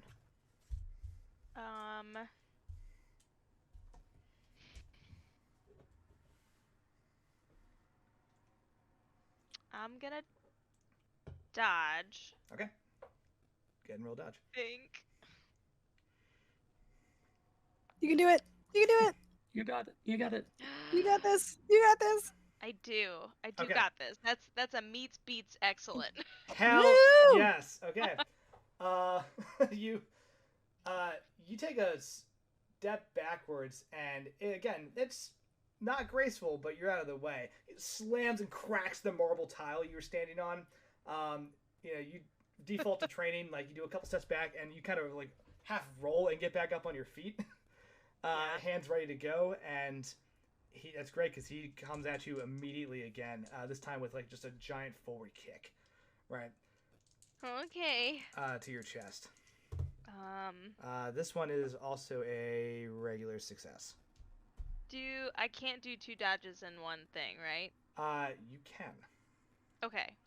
So we're a little wibbly wobbly on how dodging stuff works. Again, because we're using more pulp shenanigans and less regular shenanigans. But yeah. I'm gonna continue to dodge.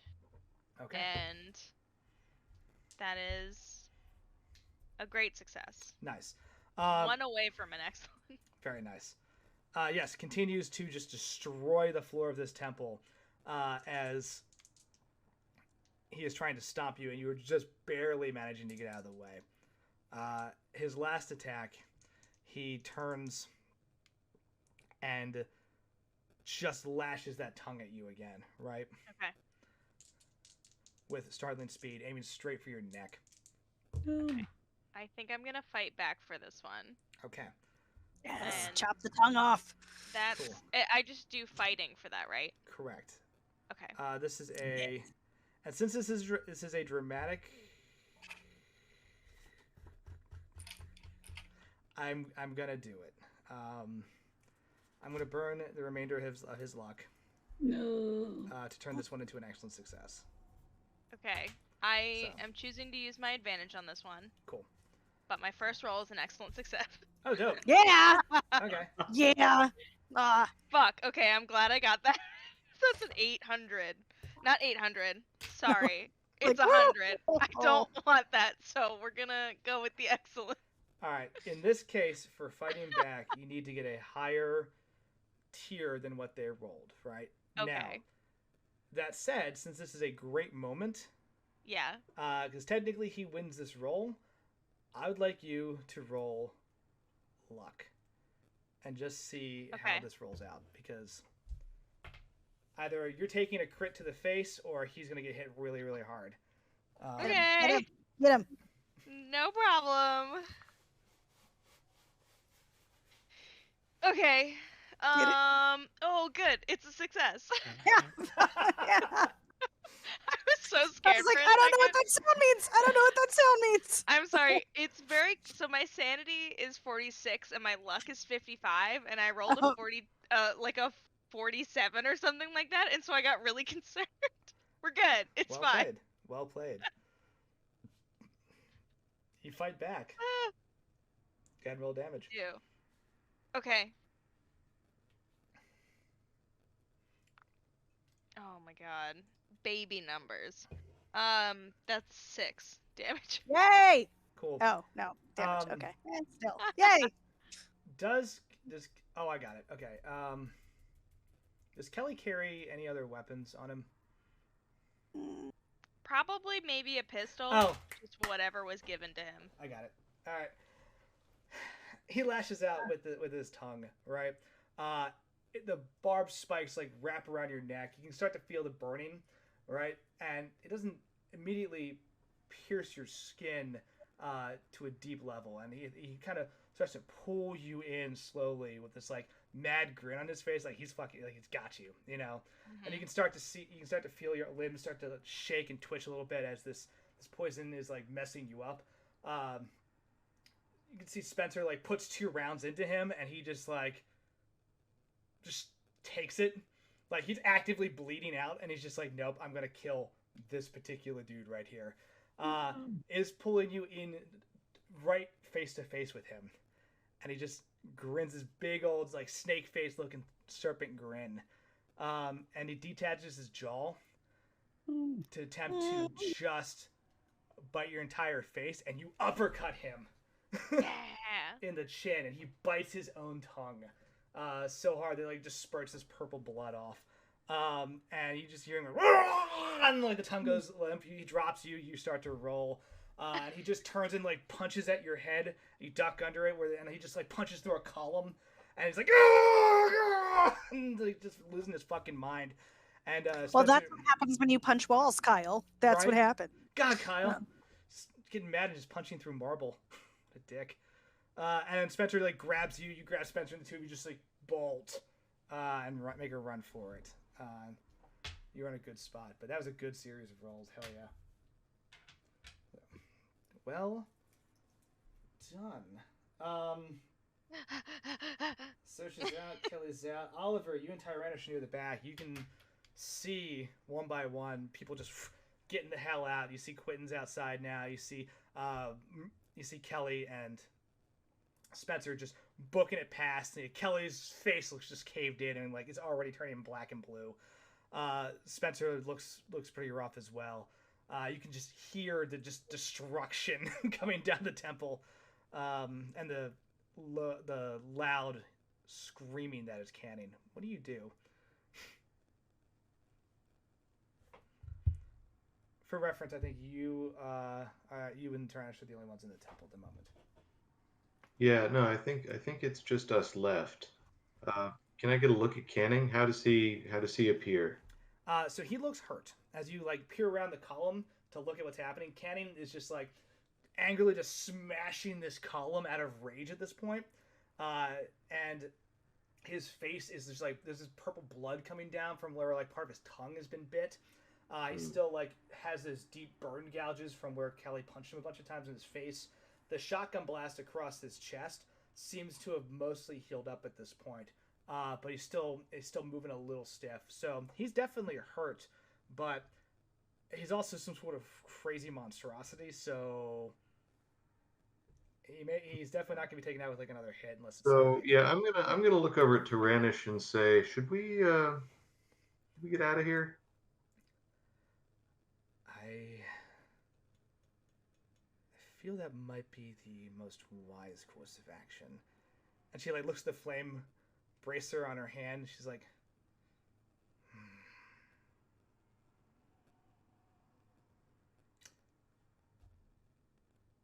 We may yet. We take the wise action. Go ahead. No, we may yet need that. If you have anything left in the tank, let's save it.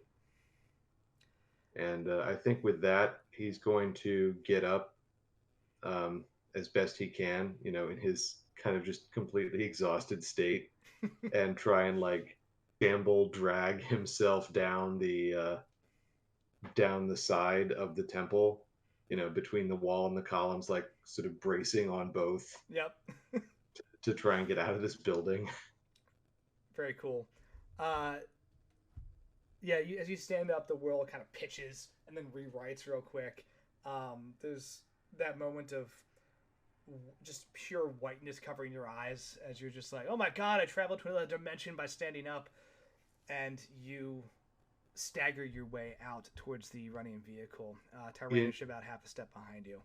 Yeah, in terms of actions, I wasn't quite sure how you wanted to finagle it, but I did want to circle back to the insane understanding thing of like what makes these snake temples tick. Oh, I got you. So like I don't know, roll mythos, or like I can have a conversation with Tyrannish, or I can just have a blinding flash of insight, however you want to do it, but let's make sure that happens. Oh, I got you.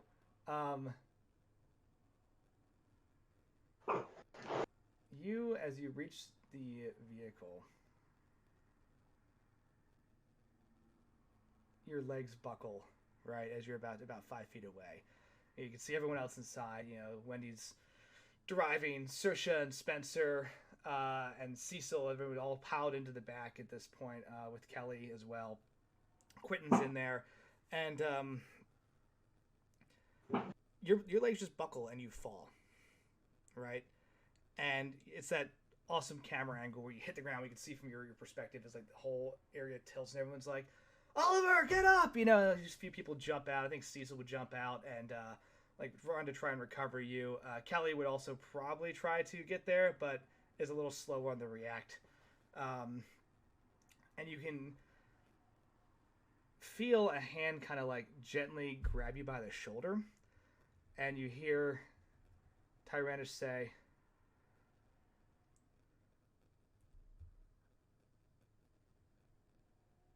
"You helped me earlier. Let me give you a little boost." And you feel a surge of energy as MP is basically put back into you, right? Along with some other things. I know Kung Fu. Ah! So, what we'll do here is you all pile into the car, right? And we'll go through like that flash of insight you have. You try to sit down and unpack it, but it is definitely something you receive. You all pile into the car, and you start to drive away. All right, Wendy.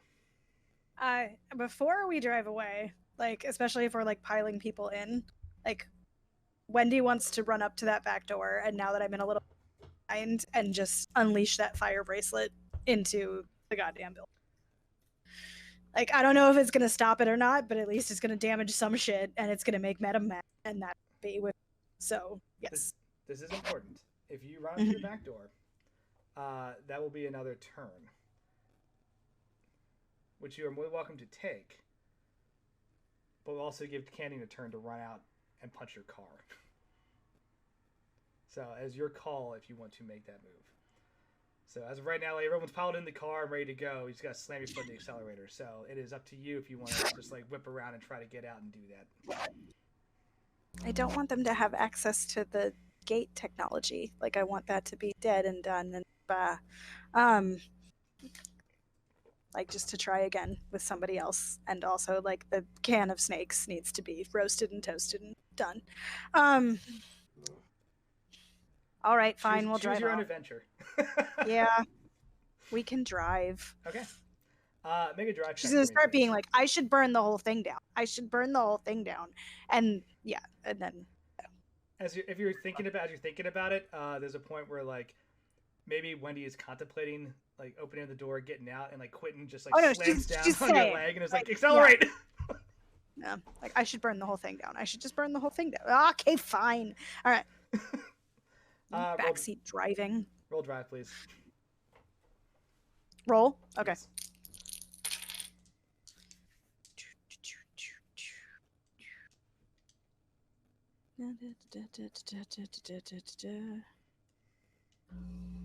Regular success. Okay, cool.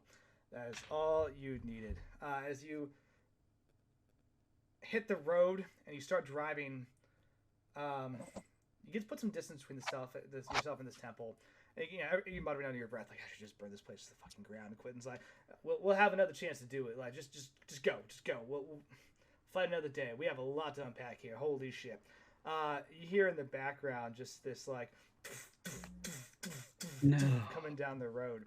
And as you look in the rearview mirror and it says, objects in the mirror closer than they appear, it's Canning just chasing behind your vehicle. Right, trying desperately to catch up with you. And from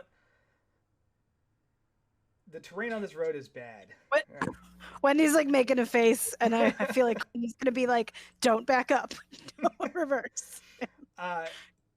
You're able to maneuver around a couple of these tight turns without too much of a problem, and without losing... I have insane driving. If we wanted to take him out, I feel like that would be a great time to say reverse and end this man, and then I'll say this right now: with your successful drag check, you are going to leave the premises scot-free.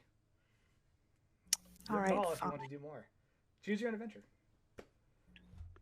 Yeah, I'm not saying everybody no, I else just want- being safe is important. We'll I'm not go. saying no. I'm just letting you know what is at stake. Yeah. No, I feel like she's gonna hesitate over the gear shift, and Quentin's gonna be like, "Don't you fucking dare!" Yeah, it's fine. Cool. We'll go safely. You keep rolling, you keep driving. You hit that last like little hairpin turn, a little south of where that forest clearing was. You go around the bend. You get to the front gate. It's still open because they're expecting people to come in for a reception, right? You come driving towards the gate at a just absurd speed for this little back road. One of the guards is like, "Hey, whoa, whoa, whoa, whoa, whoa!" and then just jumps out of the way. Like it doesn't even try to stop your car after it's clear that you're not going to stop for him. And you just blow out the front gate and then down the road through this dirt patch and then hit a main road and start driving south. It was like he wanted me to take the sleeve off of it. Wouldn't. And you see in the distance, once you hit that main road and you start driving, Canyon just kind of stops at the main road.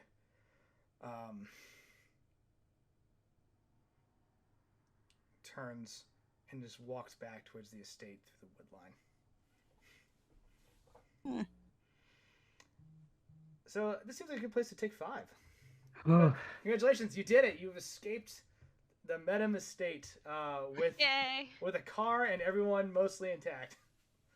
That was good. That was one of your first boss fights, and like these bosses are hard to kill. So good move. They're totally killable. They have a lot of advantages though, because it's usually like 4-2-6 on 1. So they do a lot of weird shit. Anyway, God damn it. Let's take 5 here, and we'll continue the adventure.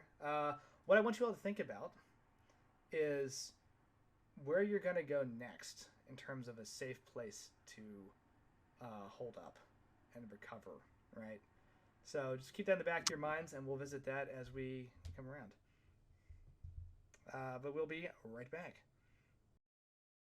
Alrighty, we are back. Just chilling out and having a good time. Will is currently working through some bedtime routine stuff, so he'll be joining us in a minute. But I just wanted to come back and hang out, vibe, talk about thoughts, feelings, the game, life. We got a few minutes to just figure that out. So what's up? I have a proposition. Oh, do tell. Like an icebreaker, a conversation thing that we could go through and do. Well, let me take it. In the center. One thing I like to do in my games is go around and be like, even if it's just like a conversation that's happening in the car, or we can just kind of like BS about it. It's like hopes that we have for other characters. Like, what do we want to see for them? What are our hopes and dreams for the other characters? I like this a lot.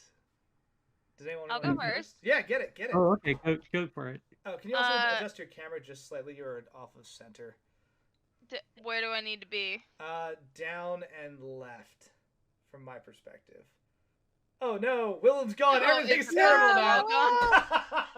Will, no! We moved the character. Everything went character. That's not what I meant. We moved Am the I world. center? Technically, yes. Great. I don't know if my head is on any of. I don't think so. Maybe. Well, Oh no, possibly. It's like Will- I think Ash's chin and my top of head are Joe. It's like a terrible Brady Bunch kind of like montage where everyone's just in the wrong place. Will hopefully log back in and that will straighten out the overlay. Oh man.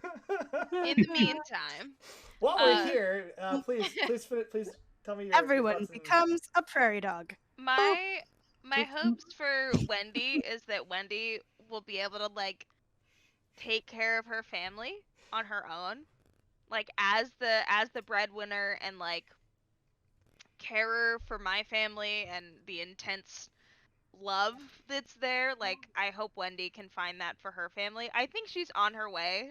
Like she can carry her own for sure, but it takes a lot to carry the rest of the family. In terms of Lord Cecil Davenport, I hope he finds what he's looking for.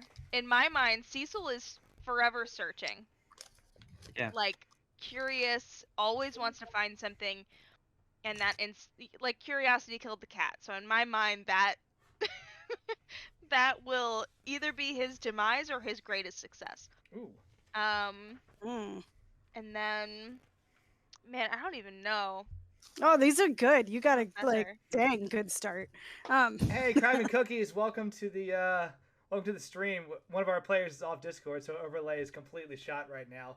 But we're just talking about hopes and dreams, so please hang out with us while he's getting that fixed. What up? He's technically in a different voice channel. I don't know if he knows that we're in a different voice No. channel on the Oh server, no! but Oh can my anyone gosh. move him into this one?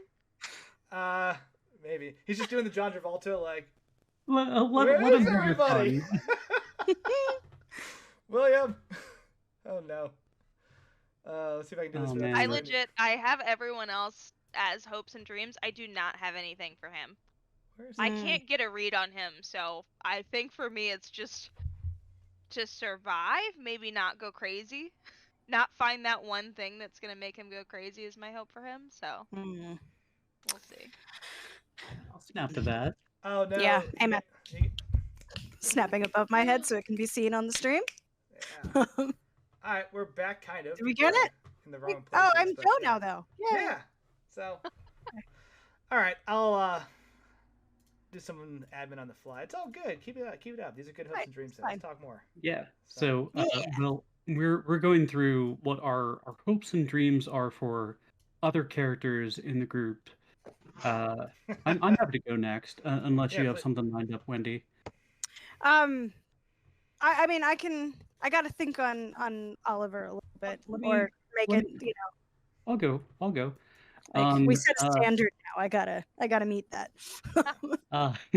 Welcome back. We're talking about character hopes and dreams for other characters that your character has. Yeah. Oh, okay, cool. Yeah. So, for Kelly Murphy, Cool. Cecil wants Kelly to like be in a comfortable position to take care of his family and mom, Jim, and that. I'd like to think that Cecil, coming from like noble birth and like just being able to like do what he wants, like he connected with ooh, is this a teacup? I feel like he connected with Kelly early on, because they were both of Irish descent, and just realized he's like, yeah, I'm sure like I could try to help him with it, but like Kelly seems like he wants to do it on his own. It has to be earned. So Cecil wants that for him. He also wants Kelly to open up because they're kind of like, you're the strong silent type. I'm very dashing if I can be. So yeah, he wants Kelly to succeed, provide for his family, but also like open up like a little flower. So that's what my hope would be for Ash. I'm sorry for Kelly. So both for both. So we want everybody. So for Wendy, Cecil, being the mystic of the group, really wants Wendy to embrace her inner magic and unlock that box deep inside of her and Yeah. let loose whatever it is. Because wouldn't that be much more interesting than driving like that? Yeah. So, yeah, he sees so much power and potential. He just wants to like unleash like the fire hose of that. But he also wants like she is. It seems like she's the breadwinner too, so of her family. So he wants her to find whatever her abilities are, to like maybe be put to use to heal like her family and her father. So, and be able to put to rest whatever we've only heard about your mom a little bit. So like whatever that is, put whatever that history is to rest. Mm-hmm. He also wants to take her to Castle Davenport and show her around.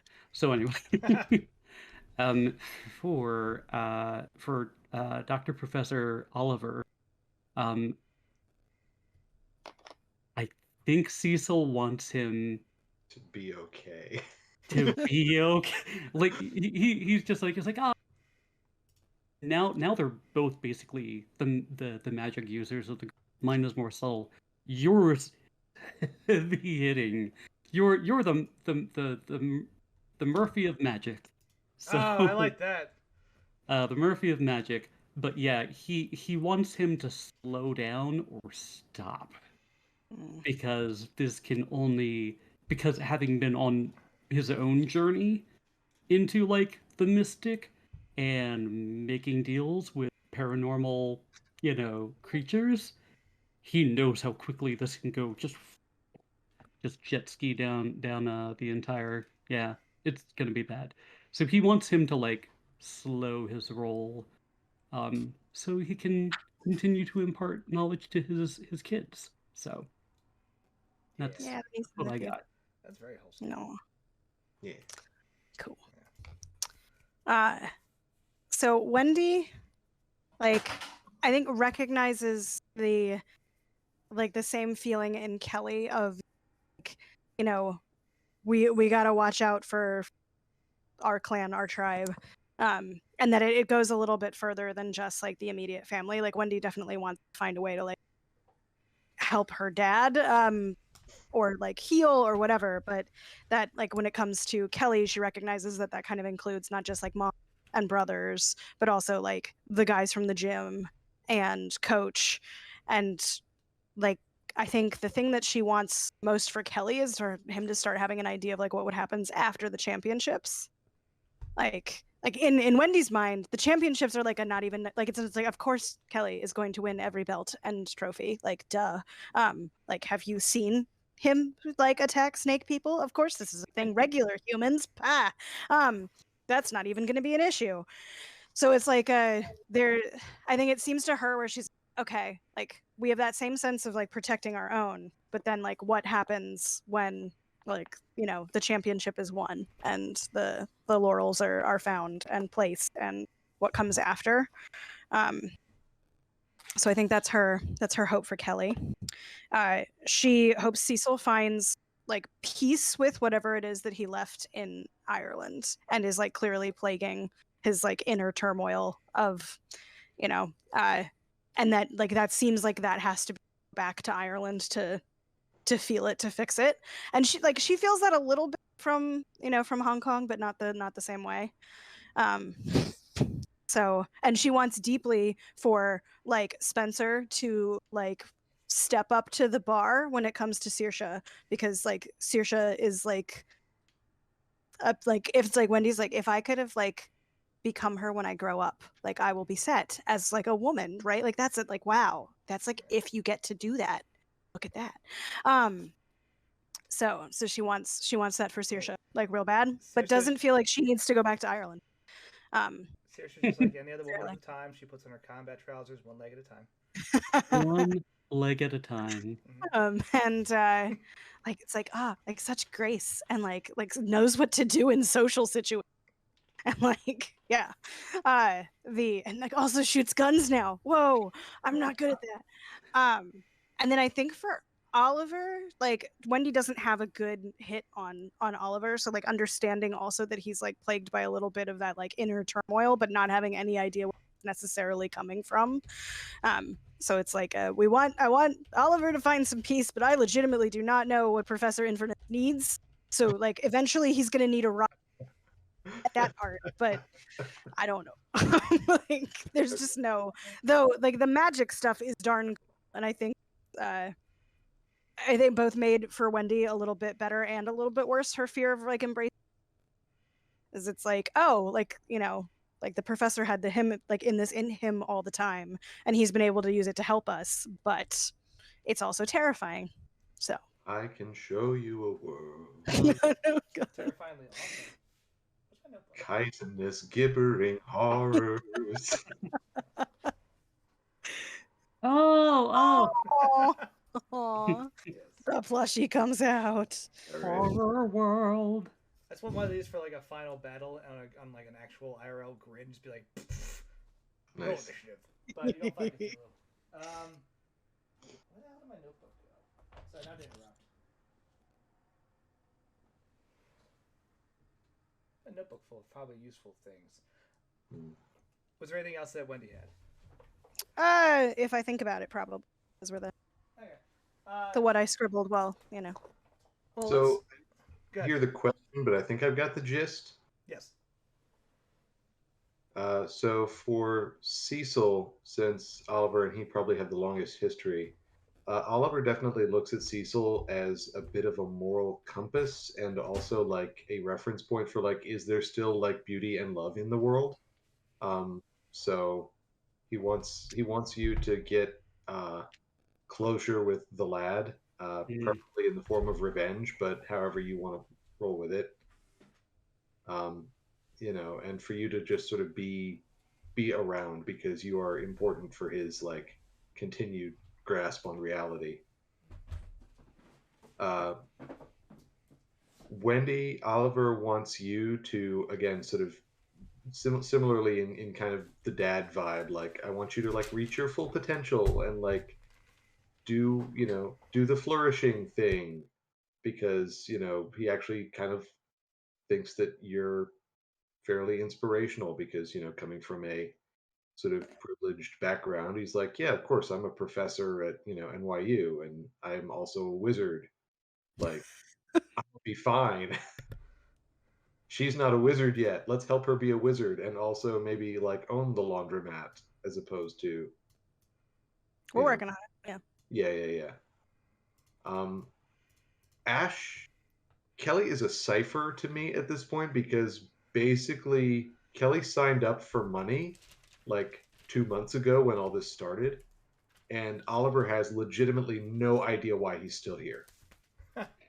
Like at this point, you've made like a couple $100,000 from Caduceus, and like, why the hell are you still here? I have no idea. I'm happy you're around because you're good at your job, but fuck, bro, bail.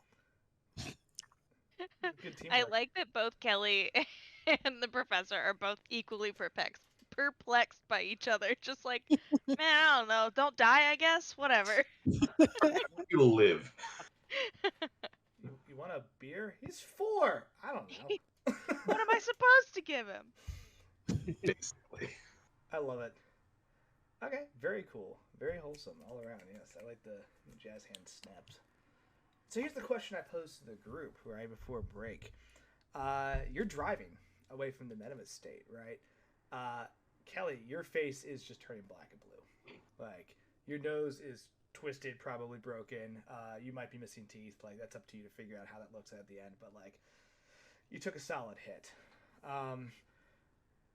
Oliver, you're in a weird place right now because you're literally taking a journey through another time and place where these bizarre thoughts that are and memories that are not yours are like swimming through your brain. And at the same time, you feel like you just did a line of coke because you have all this energy now that's been siphoned back into you, and you're just in the backseat. I could even see you like scribbling on the window pane or something, or just like writing in your journal all this crazy stuff in the call and the glyphs that don't make any sense to anybody else who's like just casually observing, but definitely not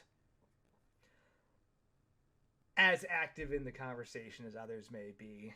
Saoirse has come around at this point. She's not out of it, but she's definitely going to have a shoulder sling for at least a week or two from that hit, right?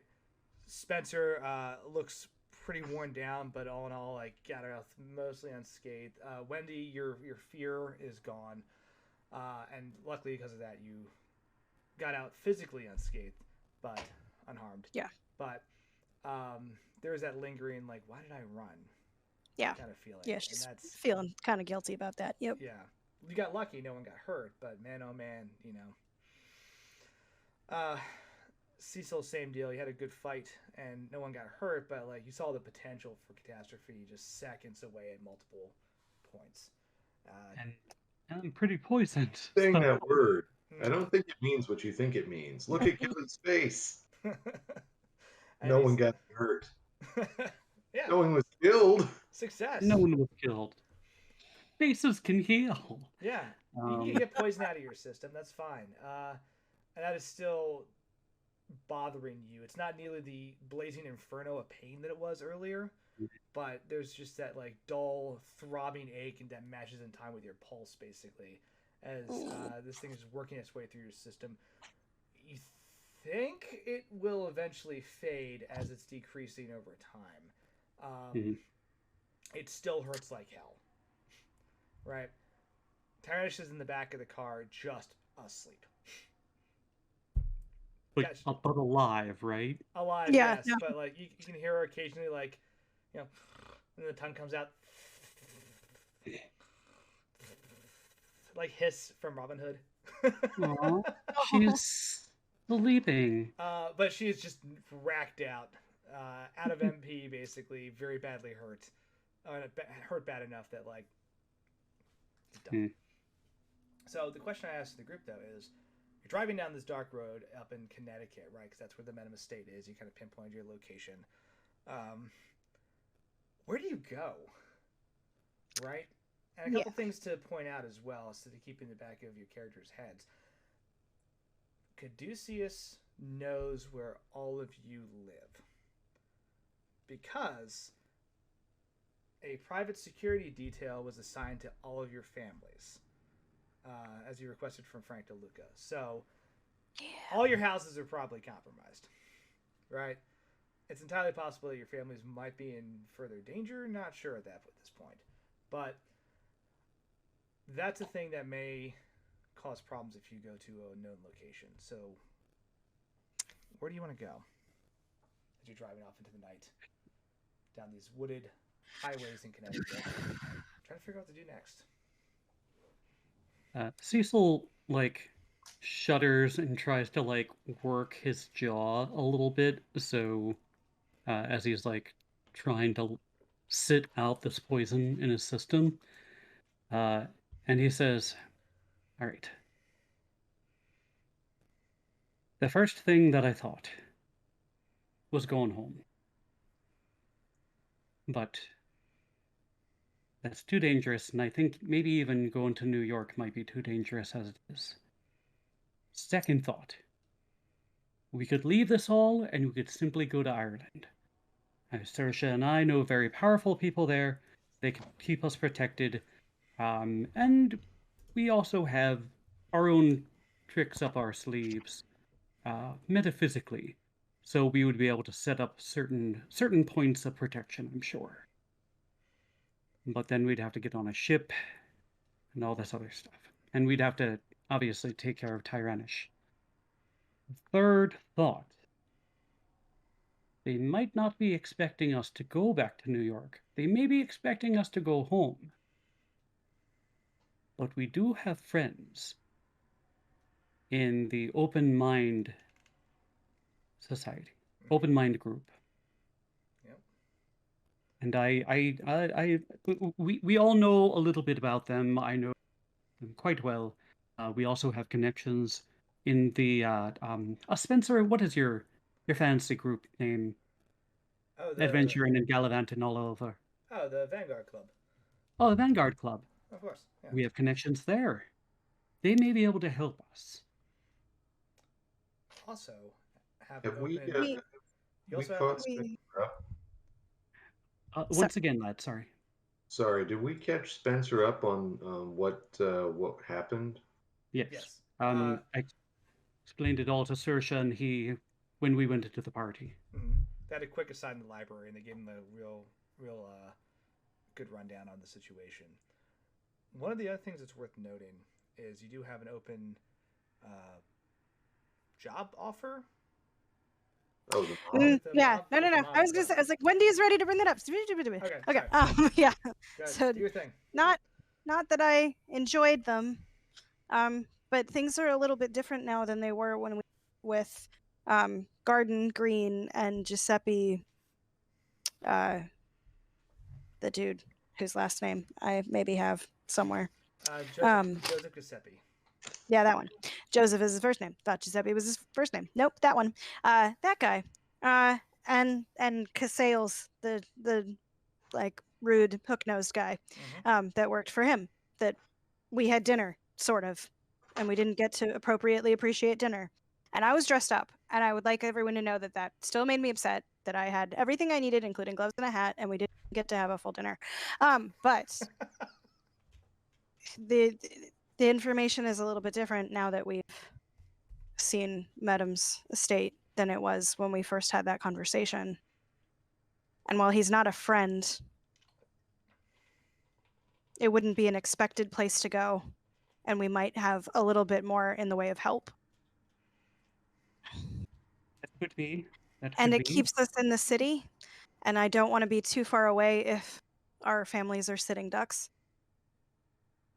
That could be. I don't like the idea of working for a crime lord when there are a little bit more noble souls around. However, we do have another offering from another group. And I think we'd really have to talk to Tyrannish about this. What about Madam's daughter, Rose? Oliver's going to sort of perk up from his insane scribbling. Never liked her. Oh, yes. No. Shouldn't go to the mob, weak as we are. Need to heal up first. They'll eat us.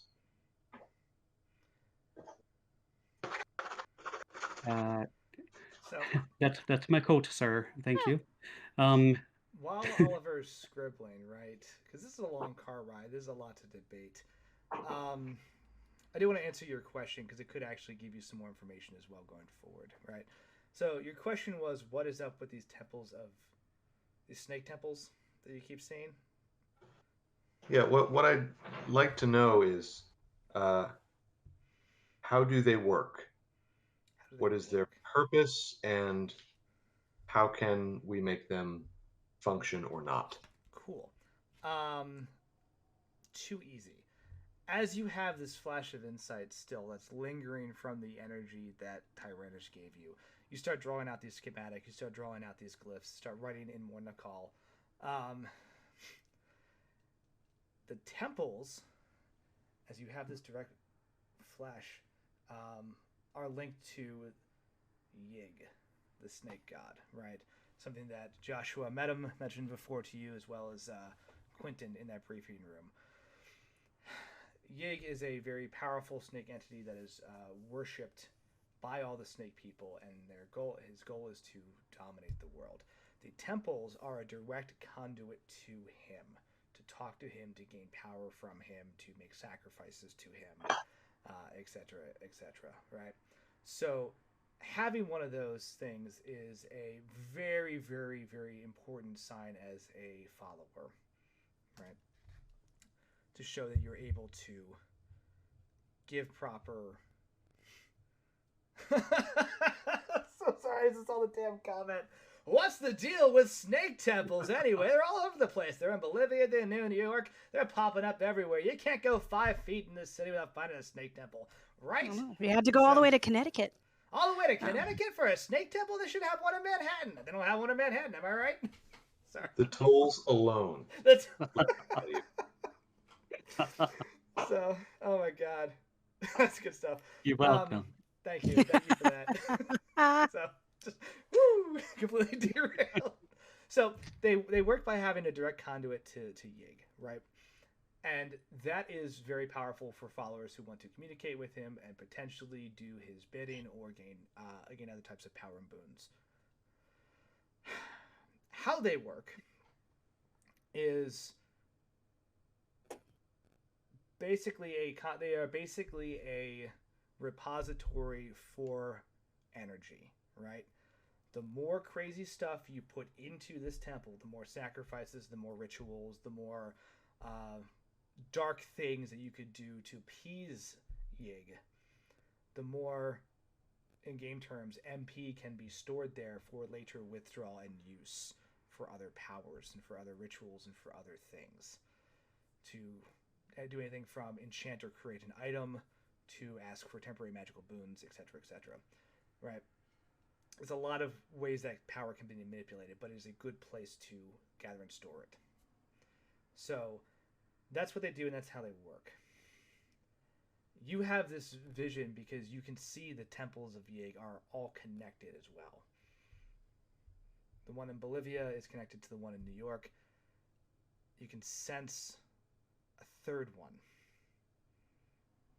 right, deep in the jungle. Roll natural world. I'll give you a cool little. Everybody or just Oliver? Just Oliver, as he's Okay. flying around through these visions.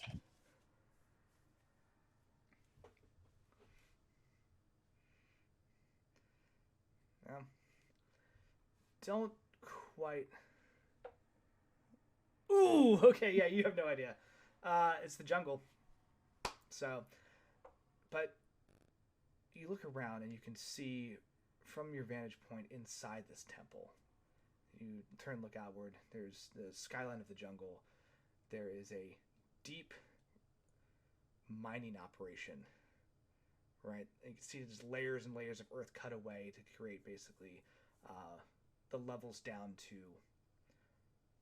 something. Something's being dug up there, and you can sense the power of this temple starting to grow as more things are being fed to it. But it's hard to discern what those things are and where this place is. And as you sense that, you snap away back to Bolivia, but the temple there is not quite working correctly. Right? It's been damaged and destroyed to a point where the energy is just kind of sparking off randomly, and you can see that in the area around the little ziggurat down there, having weird magical bleed out. Right? Nothing probably too bad, but trees shouldn't be blue. The frogs are a little bigger than they should be. They have like weird eyes. They fly. It's fine. Like, snap back to the one in Connecticut that you saw, and it seems like it's still operating. You can still sense power flowing through it, but at a much slower rate. Like something was just kind of squeezed and clamped, and not entirely shut off, but restricted. Perhaps what Tyrannish did, right? And in the back of all that, you can sense there are more of these places with the potential to be put online. And they just haven't been yet. But, yep, that is what they do, and that is how they work. If one wanted to take the magic out of one of these temples, they'd have to be able to control and withstand whatever things they would have to deal with in order to actually make that occur. It's very dangerous. If only we had a 9-foot tall snake priestess with us. Could be cool as hell. Yeah.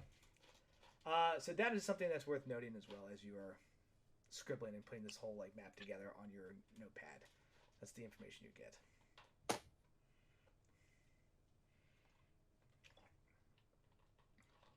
Murphy, you have any thoughts on this?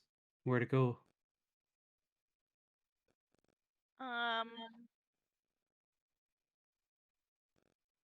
Listen, I'm worried. I can't stop thinking about my ma and the people we left at my house, if they're gonna hurt my family. I don't think we should go back home, but wherever we go, I need a way to contact home. I'm not thinking straight. I don't have any suggestions of where to go. I need to get to a phone, post office, something. Murphy's out of it.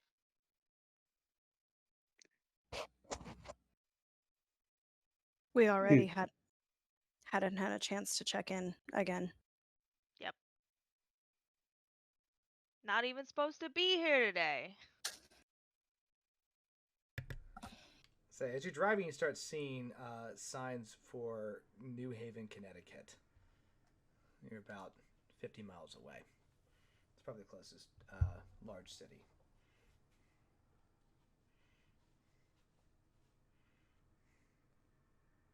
Well, we could start civilization in general.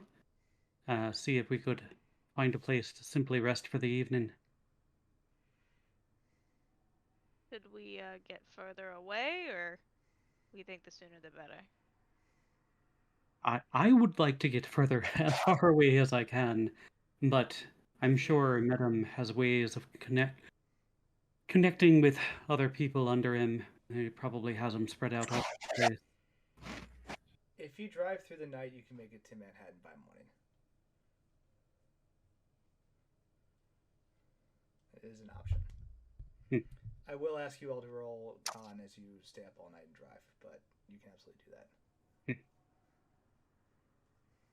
that. It sounds like everybody wants to go to New York. I don't blame you. Question is, where do we take refuge? I know for a fact, using the special amulet that I was given, that Joseph doesn't have. He wants to help his community. He's also losing power. He's also an old man, and I think he does want to help his community, but I also think he's grasping onto the last strings of power that he had once in his heyday.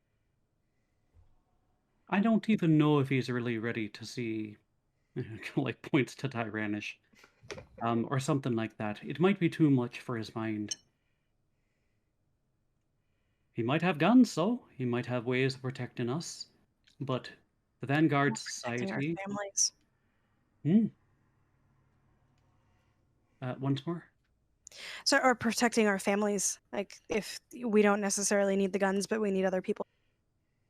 For Caduceus people on our families. That seems like a thing that I would have a talent for. Caduceus is staffed by reasonable people, for the most part. I don't think we need to worry about an atrocity within the next 24 hours. We should rest, we should heal, recharge, find a... Not that it would immediately provide us. So did Oliver just collapse?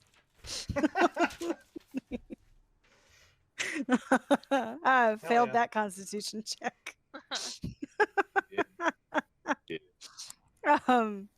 Not that it's the greatest of options, but we know the warehouses in Brooklyn. Like we know of ones of those that are not. They're not what? That they might not be say as filled as normal because Caduceus's business cleared out. So if it's a place that we know the ins and outs of how to get in and out. We know it's unlikely to be expected to return to the scene of the crime. It's close enough to New York that, I mean, it is a borough. It's not Manhattan, but it's you can stop along the way for victuals, whatever, but just as a place to, we know how to get in and get out, and might not be expected, at least immediately, for a day. Yeah, there are plenty of warehouses. Stash among the boxes. Yep. Plenty of warehouses in Brooklyn that you can just camp out in. I mean, I was thinking the one that we broke into, but yeah, I was off the northern tip of Brooklyn, south of Manhattan, so in the Warehouse 17, just warehouse district. Yes. Yeah. Quentin, do you have any words of advice? Oh man. And also, I'm so glad you're alive. I'm very glad to be in one piece as well. I'd love to know what happened exactly after we left that office. Well, I can fill you in as we drive.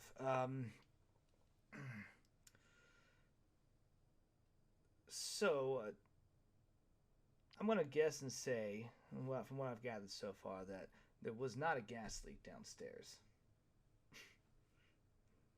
Right? No. It was not a gas leak in the lobby. I didn't think so. Oh man. After y'all left in some haste, I had a couple conversations with Frank and a few others trying to figure out what had happened and piece it together. And by the time I started to really, well, by the time my suspicions were really where they needed to be, I had a very bad confrontation with Goncalves and Mr. De Luca, where they may have knocked me unconscious and taken me to an off-site location, which I now have found out is Mr. Medham's estate. Asked me a lot of questions that I was not prepared to ask, or answer rather, about all of you, where we've been, what happened in Borneo exactly, what I told you exactly, and well, that's when things started to get weird. Weirder anyway for Caduceus, right?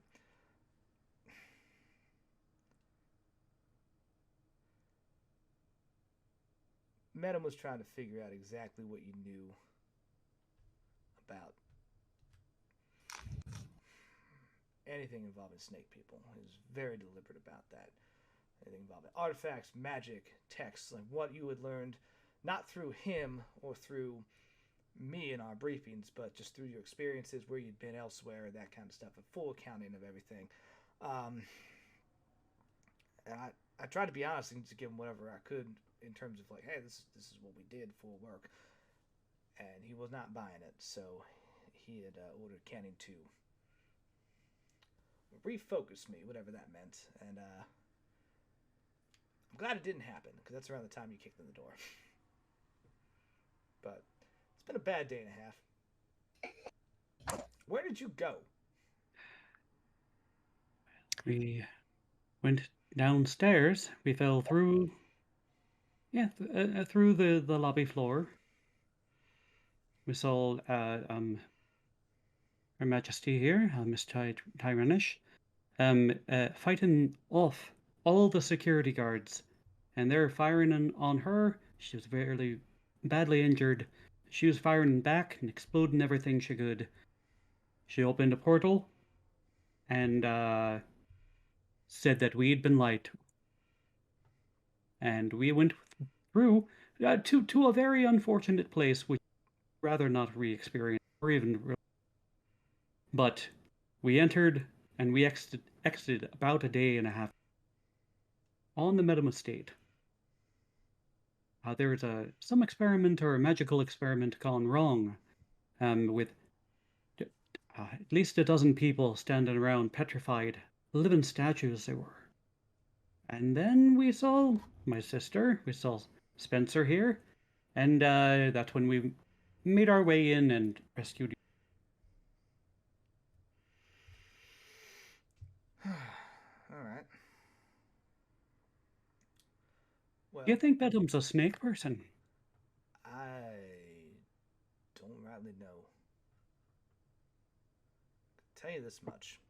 And he reaches down into his. He reaches out and removes his shoe, and he pulls out the bottom part of it, and inside is a folded up piece of paper. Right? It says, I grabbed this from Frank's office while they were questioning me, and managed to slip it in before things got weird and they decided that I was a You need to threat. teach me how to do that to my shoe. 100%. I'll show you. It's Yeah, actually, like I mean, like he's in like the passenger seat, so like Wendy's watching him pull this out of like this Yeah. false shoe button, being like, "That's brilliant." They took everything else, but no one ever checks the shoes. It's a good lesson to learn. But I'm going to say administratively, you are driving for the warehouses in Brooklyn, right? So this is all happening as you go throughout the night. It's about like a 5-6 hour drive, right? Especially if you're We're taking your coming time. from New Haven? Yeah. Okay. Yeah, it might be longer, We're but going real slow? No, I mean like that's like an hour and a half in modern time. in modern time, yes, but you're in the Yeah. 30s in a decent car, right? Yeah. Also, I'm assuming you have a double backing and like make sure, yeah. Okay. Yeah. All right. Sure. You will get there. Time will pass. Yeah. So, but let's see. Everyone in the right place still as I switch over to the different mode. Yeah, it looks like it worked. Ooh, yeah, it does. So I had to fix this last time because it went completely bonkers on me and I was not happy. Is this the paper? Are we about to see the paper? We are about to see the paper. If I can find which damn tab it is. Let's see. I know I uploaded it because I checked it beforehand. So there's one. All right. I said I took this. Oh my, that's tiny. From the security office. Okay. And I'll drop this in the Discord as well, but I'm going to read it out loud. Yeah, it's okay.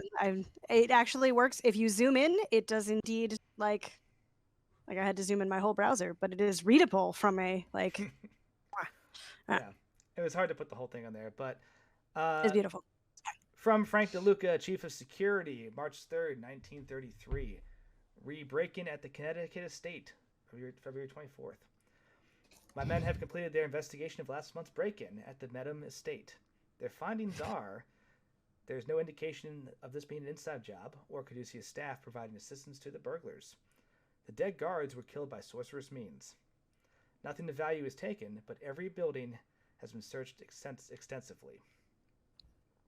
The desecrated temple suggests the intruders were enemies of the father of snakes. The lack of dead snakes in the temple indicates that the intruders had nothing to fear from snake venom. All these factors indicate the inner knight are involved. Given the public nature of the Medham estate, it will be difficult to defend should they return. No materials relating to Caduceus operations should be stored at the estate for the immediate future. Any artifacts or religious texts should be removed to the storeroom on the 7th floor of the Medham building. And any scientific materials and specimens should be secured in the laboratory in the lower basement. All sensitive documents should be kept in Mr. Medham's personal safe. Given that we are unable to relocate the temple, we will retain a presence at the Connecticut estate. I recommend that we increase the security presence at the estate by 3 men per shift and double the patrol frequency. We shall have to use human guards due to the lack of essential resources, and I will vet them personally. Replacements for the trained dogs killed by the intruders are also essential. Can I please request that we do not attempt to use those lizard hybrids that we experimented with last year?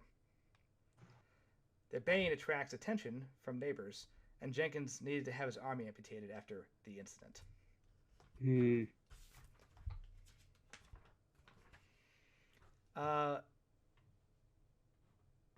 So he has that letter and reads it out loud to everyone as you're traveling.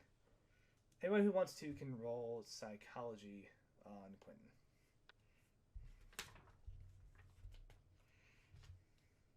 I mean, I can. I don't know if it's gonna go well. Oh, actually, it might. Hold on. What's that? Oh. Too many windows open.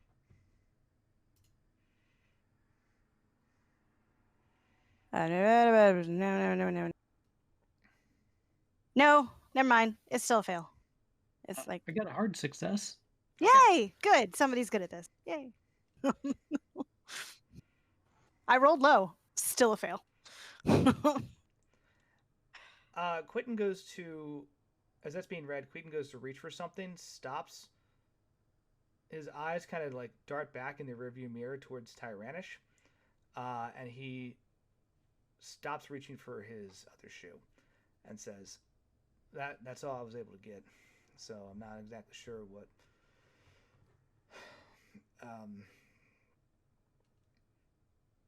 There's a lot of good information here, but it definitely says that we're maybe working for the wrong people, to say the least. It sounds like it. I wouldn't have thought that DeLuca would have been... Well, is DeLuca a snake person then? He's just in on it. I don't know. Even if they're snake people, they're very hard to tell unless you actually get up there and rip their skin, right? and that's not exactly a casual thing to do. And if they're not, then they've clearly been enthralled, or they believe in the cause enough to think that they would be willing to jump ship on humanity. So, I don't know. Pity. Did they actually do the things that were suggested? Any of them, like moving things to the Medem building? I did see that happen last month. Yes, right before we went off to Borneo. Because if you remember, Cecil, you took a cab back from Bolivia, and that very chatty guard was saying that there was a break-in at the Medem estate. Yeah, I remember the break-in. Yeah. So now all the important things are in the Medem building. And they're not currently there.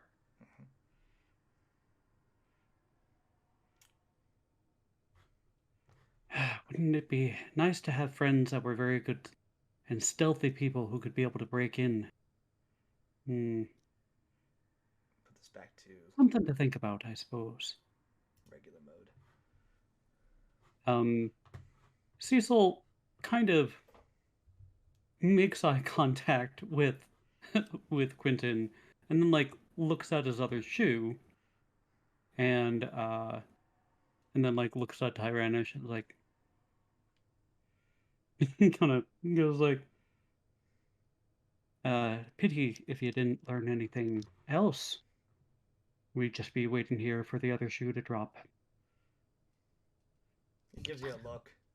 And he was like, and he just kind of goes like, kind of mouths, I think she's asleep. And then he does that again because like seizes up because of the poison in his brain and his blood.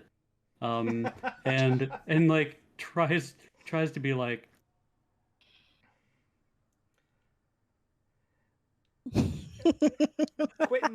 Quentin just gives you a dead stare and just says, if I had anything else to tell you, I'd let you know.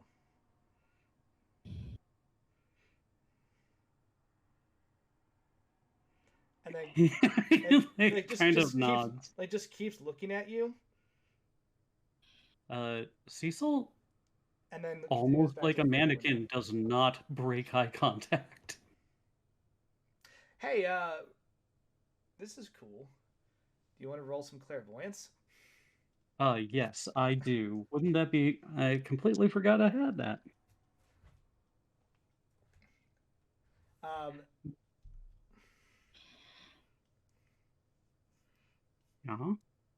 Good. All right. I got a great success, but I'm really close to an excellent success. I do not need to burn the luck here for that one. All right.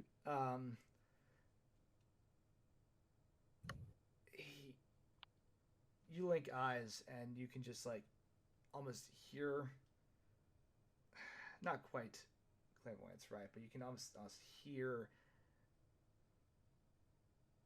Quentin just say,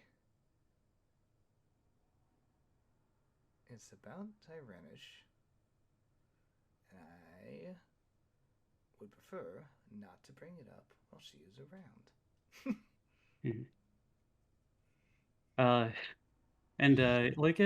There's a slight glimmer, maybe it's just a passing car, in Cecil's eyes. He's like, that's a pity. If only we had more information.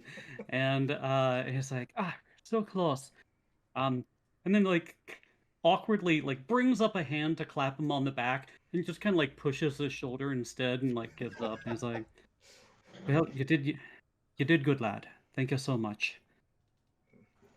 I owe all of you a thank you, because again, I don't exactly know what was going to happen when they dropped me in that whole big old pit of snakes, but it wasn't anything good in my mind. So you all showed up at just the right time. Crazy how it keeps happening, right? We keep showing up at the right place at the right time. Perhaps it's fate. Yeah, perhaps we're real lucky or real unlucky. Anyway, hey, Wendy, if you want me to drive for a bit, let me know. Wendy's like, There are lizard dogs? Oh, we knew about them. Yeah, you fought one in Bolivia. Yeah. But like here, there are lizard dogs here. So you drive a little more. It's what it is, right? It's not a great drive. The sun eventually comes up, highlighting the New York skyline, and you manage to weave your way through the city down to the warehouse area and find a unoccupied warehouse to kind of set up shop in. Right. It ain't pretty, but you can open one of the shipping gates. You manage to get the car inside, right? Get it closed. I think there's a little bit of like elbow to glass as you're kind of breaking in doors and or breaking windows to get in through doors. But after about 15 minutes, you're set up inside this warehouse. There's some like old furniture and boxes around. You can set up like some makeshift beds and tables and chairs and stuff, and you have a place to kind of just work out of and catch your breath, right? Because once you get out of the car, you realize just how cramped that thing was, because there are definitely 8 people in that car. And I wasn't going to talk about the clown physics on that one, but there's so many people shoved into this tiny car. You're like, oh god, I can finally move again. But you have a chance to now rest and relax. If you want to do anything else, you'll have to roll con to see how that's going to go for your day, right? I'm assuming there's stuff in the warehouse, so can we open a few crates and see what it is that we have, just in case there's creature comforts or. Yeah, what are you looking for? Just like I mean, like my instinct is like we've got a bunch of people, and if there's anything in here, even if it's like packing material that we can use to like make this a little bit more comfortable for everybody getting some shut eye, like gotcha. Whether that's hay or fabric or yeah, there's definitely some boxes with like old packing material and foam and stuff like that you can pull out. There's a couple boxes where you find some like, yeah, the time's right. You find some like nice wine. It's just been kind of abandoned. It's like a box though in the corner. There's a couple boxes of, let's see. She's gonna open that one and be like, so, but Mr. Lord Davenport and Saoirse, can you handle this box?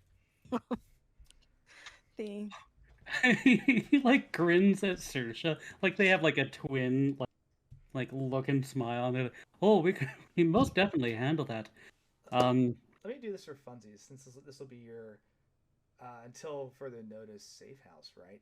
I'm gonna go around and ask, because I'll count that one as Wendy's, right?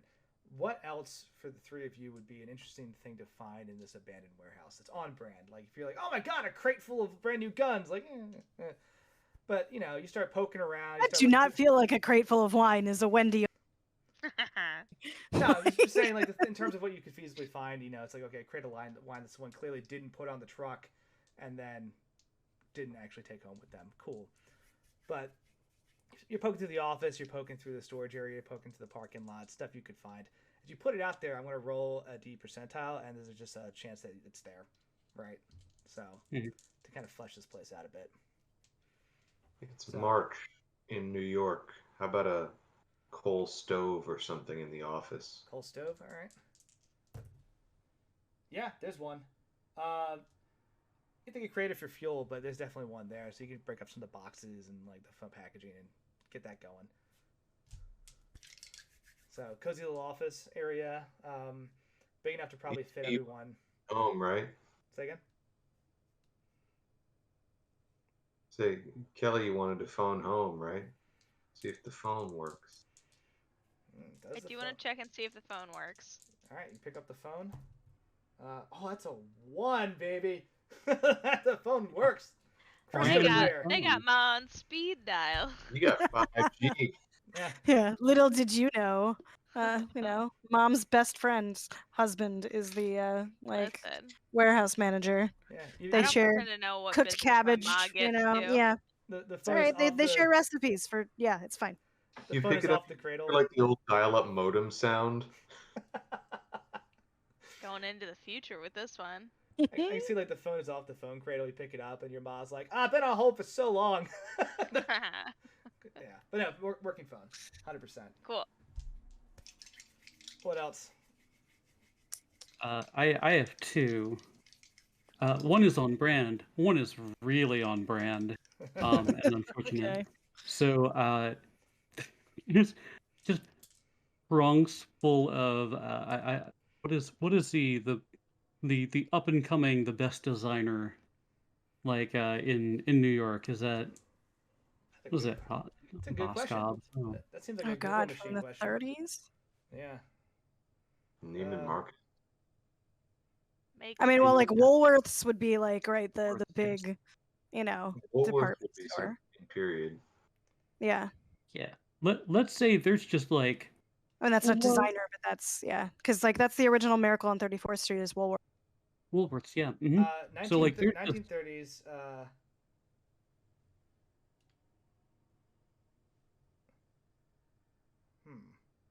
Hmm. Yeah, Madeline. By Madeline It's- Vanette. Sure. All right. Yeah. Yeah, it's I'm terrible. trying to think- The only designer from the 1930s whose name is coming to mind is Hugo Boss. Oh, boss. Right there. So Lord Davenport goes like snooping around and just finds all these boxes with just like fresh clothing, like of the highest caliber. And it's like, and he's just like, oh, it's the spring line. Ah, go over here, Saoirse. And just starts taking out clothes. And he's like does not care, like takes off his coat, takes off his shirt, puts on a new shirt, puts on a new coat. And he's like, it's quite nice. Alrighty. Too So cute. that you do find clothes. Yeah. This is what I rolled, by the way. You can't say it. It's a 90. So Oh, 90. Okay, Uh, they're close. you That's start, great. yeah, you start taking clothes out of these crates that have been left open. Again, they're work clothes. That's You know, fine. you got They're these fresh. dungarees and all this other stuff going on, and like Mhm. Great. there are no Um, combat trousers in here. It's just sad. Next thing I need. Um, God, but start a lingerie line called Combat Trousers. Yeah. It's gotta happen. that's good shit. The second thing I would say, okay, so they're serviceable. There's at serviceable least clothes. There's some nice coats that are like kind of bulky and functional. Mhm. There's nothing like glamorous here, but there are That's nice fine. clothes. That's all he needs. And he cuts a good figure. So the second thing I would say is he's like, I wonder what's in this one, and he open up a crate and it's just full of mirrors, and then he. So I'm not even gonna roll for that. That's there. and he That's- goes to Cersei. He's like, not that. No one opens this one. I like the idea that you open that one crate, you look into it, you move some of the foam and the hay packaging, and you see the mirror, and you look surprised to see the mirror, and you're like, oh no, and your reflection just smiles back at you, like, hello, and you're like, nope, none of that. That makes sense. Mm. So Cool. he's like, nobody opened that one, and he like actively tries to find a hammer and nail. He just nails it back in. Finding nails, just you got a box of nails, add more, yeah. All right. So Okay. you kind of make this place a little comfy, a little homey, and then you sleep because So Wendy's hoping she finds canisters of gas somewhere, so we don't have to get it elsewhere. canisters of gas. All right, let's take a look. See. Like the gas can. There is one 5-gallon can left. Okay. That would have been used to like refuel some of the. Yeah. stuff And on like, the- be nice if there was a crate that had like some, ground pork and cabbage but if there's not, that's fine. It would be very spoiled. But cool. Hmm. So you have the accommodations you need for a little bit, right? You got kind of lucky on this one. Cecil cracks open a bottle of wine and like finds any glasses. If he can't, he just gives everybody a bottle of wine. think that's the move. Every single person has a bottle of wine. You know, Murphy, this is a good time to describe now that you've had some time to heal up a bit. What injury have you taken from that absurd headbutt? Murphy has pretty much the beginnings of 2 black eyes, and a cut that kind of goes like from here and then across the nose a little. So able to patch it up and stop the bleeding, but probably needs stitches to come across, and then just, red, swollen, patchy. Mm-hmm. But yeah, scar busted up the front of the eyebrow and a little across the nose.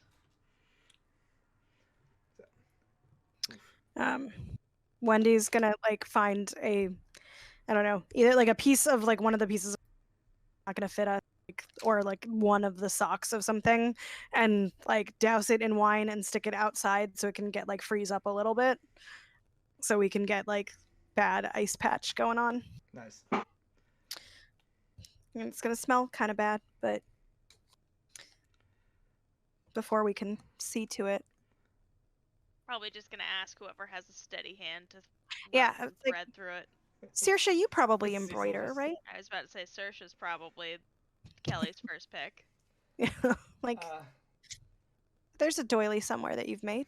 Yeah. Saoirse will 100% roll first aid. It's alright, you can't mess it up more than it already is. No, no, don't make those sounds. No. It's not a crit fail. Saoirse like Yay! tries to set up some to make some stitches, like threads his needle, and like as she gets kind of close to your face, she's the counterbalance of like trying to do this fine needlework, having like taken that just cinder block to the chest area. Like she starts to start like 3 times and then puts it down and says, I want to help, but my hands are not as steady as they should be at the moment. That's alright. I appreciate you trying. It's Sorry. not bleeding, so it'll be okay. I'm real sorry. It's alright. Anybody else want to try? How's my... Does my blood still hurt? So That has the potential to go away when you rest. Cecil Sleep on it. jerks up a hand, and then like the arm comes up, and then the hand shoots up, and he goes, "Nah, not me. Sorry." It's alright. Wendy will try. Like, Get it? Roll first aid. you know, she's had to sew stuff before. That's not delicate things, but ho, that's 13. Okay, and Nice. so that's a hard success. Yeah. Yeah. All right. Success. All right. I was gonna say like I don't have mod first aid, but it's there. Yeah. Gain back a D3. Sweet. Sorry. Sorry. Sorry. Sorry, it's a D4 actually. Oh, Double sorry. nice.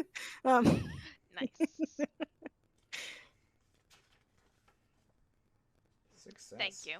Yeah, you get those stitches. It sucks. It absolutely sucks. Oh yeah. But I would 100% take a couple swigs of wine. Or Yeah. whatever was around. Yeah. do one Cecil stitch. just hands you a bottle. He's just like, "It's a good year. It's a Merlot though." And like hands it to you. Chug it. It's a stitch and swish, you know. You get one Yeah. one stitch in there, you take a gulp of wine. Yeah. It And then works. Wendy will immediately go outside and get the like soaking sock that now is like kind of crunchy, like not completely frozen, but and we're gonna put this here while it's yeah. I'll take it. I'll take it. Thank you. Okay. Tyrannish grabs a bunch of like foam and hay and some of the coats and other stuff and proceeds to just pile them all as close to this wood stove as she can, and proceeds to just like curl up on them and looks just absolutely upset about the accommodations, but does not say anything. I offer her a bottle of wine too. I don't know if this works on your kind. It's the good kind of poison. So She looks at it.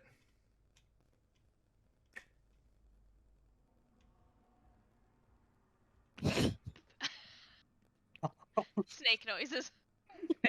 The tongue goes into the bottle, comes out. Yeah, No. yeah. It's good. I mean, that is kind of how they drink. Yeah. It's not terrible. It's very good. Don't let her have too much. Don't Can't have drink anyone too hungover much. tomorrow. At least it'll get you to sleep. What? That it will. What is this? Oh, we let Oh, no. fruit ferment, for a very long time, until it's mildly poisonous, and then we drink it, and it's a fine time. And he like nods and he's like, I've had much better before. She just like But it's nods fast. along and is like, I'll say this again. Thank you for this gift. You humans do fascinate me with the things you come up with, but this is quite good. I yeah, feel I better. don't. Oh, there's so much better. I mean, if we just had some whiskey from Ireland, that would be amazing. Heavy hitting, not a sweet. She nods and like just continues in her burrow of nonsense by the fire to like kind of just lick this whiskey. Sorry, this wine. And eventually just dozes off. And I think one by one people do start to fall asleep. Now, Are we not having a watch? it's up to you. You have taken the time to go to a place that is pretty unexpected, so you can stay up. You are probably safe in anonymity, at least for the night or for the day, right? That's all for me to say. I'm going to roll some dice and see what happens. But the chances of something happening to you are very low. May I do a mystic thing? Absolutely. I don't know how much it would cost, but Cecil wants to see if he can divine where Medem is and like what he's up to right now. Oh, cool. So I'm gonna roll that. Nope, that's a super failure. So How all super? right. Like a crit fail? Oh, no, so I have a 64. I got an 83. Gotcha. So cool. I feel that everyone is able to doze off one by one and get some sleep. Everyone can gain back a d4 plus 2 hit points if you took damage. Okay. As you start to heal and recover, your pulp heroes, you do heal a bit faster than most Cthulhu characters, right? But you're still hurt. Pulp heroes can get back on their feet after being shot up a bunch in like a week, as opposed to 6 months. And as you have a moment to kind of rest and relax and recover, and I think there are times where people like wake up and have conversations as well and go back to sleep. And if you have a rotating watch, like that works as well. I'm going to roll these dice, right? Just because there are a couple things that are happening that you are not aware of. As far as you're aware, they're not affecting you. So you have time to sit, relax, and heal. I'm going to take a second and walk away, right? Not for any nefarious reason. I just want to take a quick break and use the bathroom. But it gives you a second for you all to figure out where you're going to go next when you actually wake up and heal, right? So just think about that for a couple minutes. I'm going to leave the stream up. I'll be right back. It'll literally be gone for a minute. He says no nefarious purposes, but No. The fact that he calls it out. I know. never Okay. worrying. Like Wendy has been like pushing like the hay of like Tyrannus's little nest into like a nicer circle because it's like I don't know what snakes need, but like this seems nicer, right? Where do we go? God, like Right. Like, like it'll be the like, I don't know, my like middle of the night, like a get up and walk around a little bit so whoever else is awake, and it's feels like there aren't a lot of good options without taking a big risk. And there'll be a cost. I feel it's likely better trying to go to the Open Mind group or the Vanguard group, but that's my personal choice. We do possibly know that Joseph Giuseppe wants us to help. In fact, he reached out to us to let us know that Medum was up to no good. Just feel like we'd be opening, leaving one can of worms for another.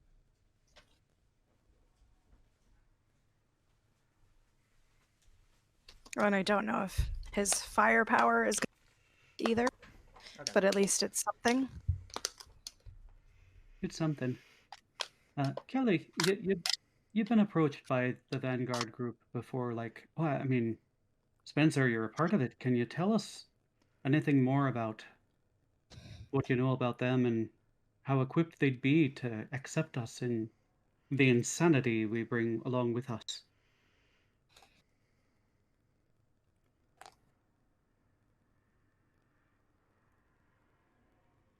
Andrew. Sorry, one more time, please. Taking my notes. Spencer and Murphy, you know the Vanguard group. Would they be able to accept us or help us, or would they be able to deal with the amount of insanity we bring along? I think they'll be more than happy to deal with any type of craziness we bring along. But and he looks over towards where Tyrannus is sleeping. That might be a little intense for them, but they've seen some shit. Look, the biggest thing I'd be concerned about is not necessarily the Vanguard's group willingness to get involved, but the potential damage to them. As we pull them into a situation that's probably, well, I don't say bigger than they can handle, but way more intense. I know a lot of people there, and they'll be more than willing to help. I would just be worried about how much damage they would incur. But they'd be happy to take on something like this. You're worried for their safety. Oh, 100%. 100%. But at the same time, if you're going to live an adventurous life, that is the trade-off. I would want to make sure they fully understand what they're getting into before we try to roll them into something like this. So, Saoirse, you and I and actually most of us here, Professor, we've dealt with the Open Mind group. They're a kindly lot. They're very thoughtful. I'm blanking on the names of the two people we know there, but oh, I know their names. yes, They don't have in the way of horsepower. say that again. They don't have much in the way of horsepower. No. Rudy and Tamara Matthews are the two, the president and co-president, or vice president, if you will, of the Open Mind Group, which is an option as well. Well, they lack in horsepower. They may more fully understand and be more organized than the Vanguard. Am I reading that right, Saoirse? Oh, 100%. If you're looking for a way to compare it, the Open Mind Group is going to have all the knowledge and the research and the information that we could possibly need, hopefully. On the other hand, the Vanguard Group will go guns a-blazing into the situation. So, depends on what we need. Also, I don't know if this was talked about while I was away, but for admin purposes, we talked about the mob already. You can go solo. You can just say, F it, we don't need friends, and go.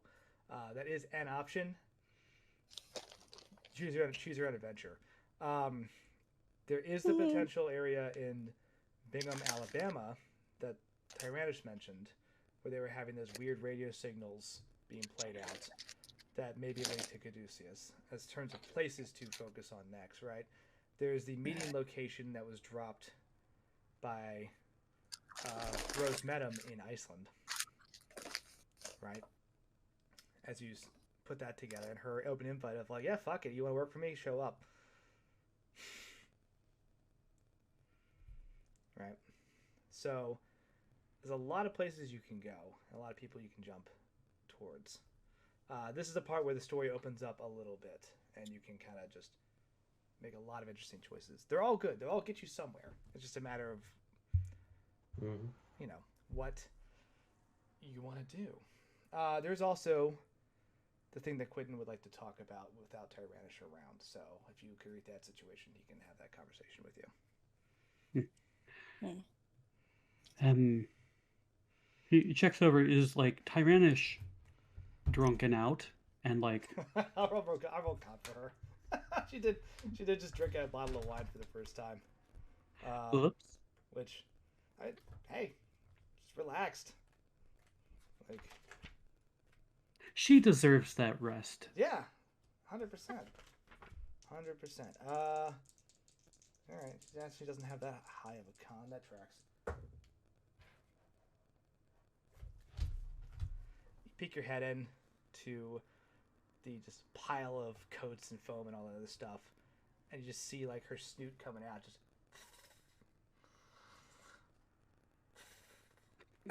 she's just passed the fuck out. I look at the bottle of wine. Is it empty? Yeah, it's empty, like just laying on the floor next to her. Great. She's clearly just like, yeah. asleep. He puts a fresh bottle of wine open right there, right where it was, and like takes the empty, and he's like, "Well, she's out, Quentin. Do you have anything to say to us?" Didn't totally just basically make a snake woman get drunk so we can about her. It's fine. So he nods towards the office door, and you just kind of like close it gently, and he says, that's all. He like tries to get everybody in there. "Yeah, well, so she's asleep in there. He's okay. So she's away, and he says, there's a second bit of information I grabbed. Don't have the full letter, but I was looking at was on Goncalve's desk, and they've been spending a lot of time assessing Tyrannish since she got back, and basically a couple notes from that. He like pulls out a smaller piece of paper he scribbled some stuff on. It says they've assessed that Tyrannish is not in line with Yig or Shisaga, right? Which is that scary dark entity that lives in the center of the earth we talked about a little while ago, or below the earth rather. Allegedly. Yes. It says that she's in line with something called Ganthantanoa. Gesundheit. Sorry, Gothantoa. I'm adding an extra syllable there. Some of these names are crazy.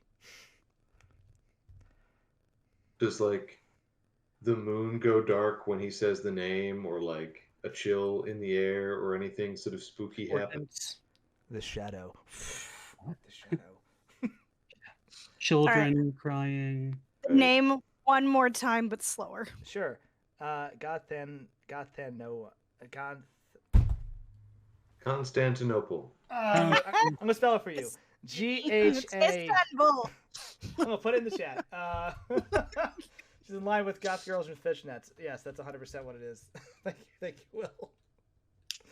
AHTAN.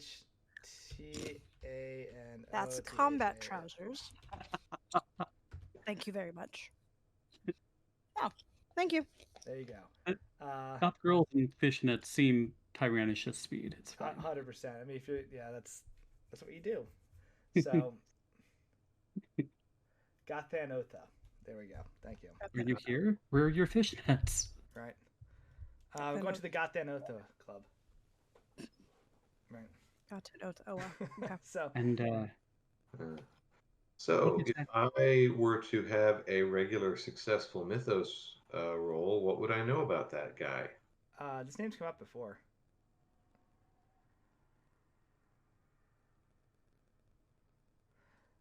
Cool. When you were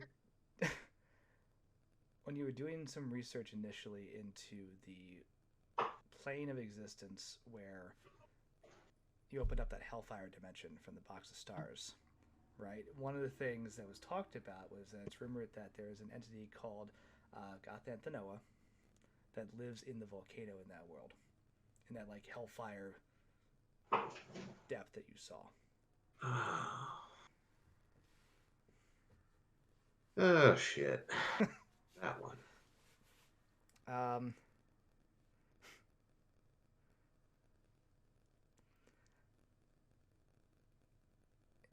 that is the big thing. The other thing that she's looking for is that crown, right? We found in Bolivia. She still had that scepter with her, which I believe is still in her possession. But that crown is missing. I'm sure when she comes to and finally uh, figures out what she wants to do, she's going to try and hunt that thing down. I don't know what it means exactly, but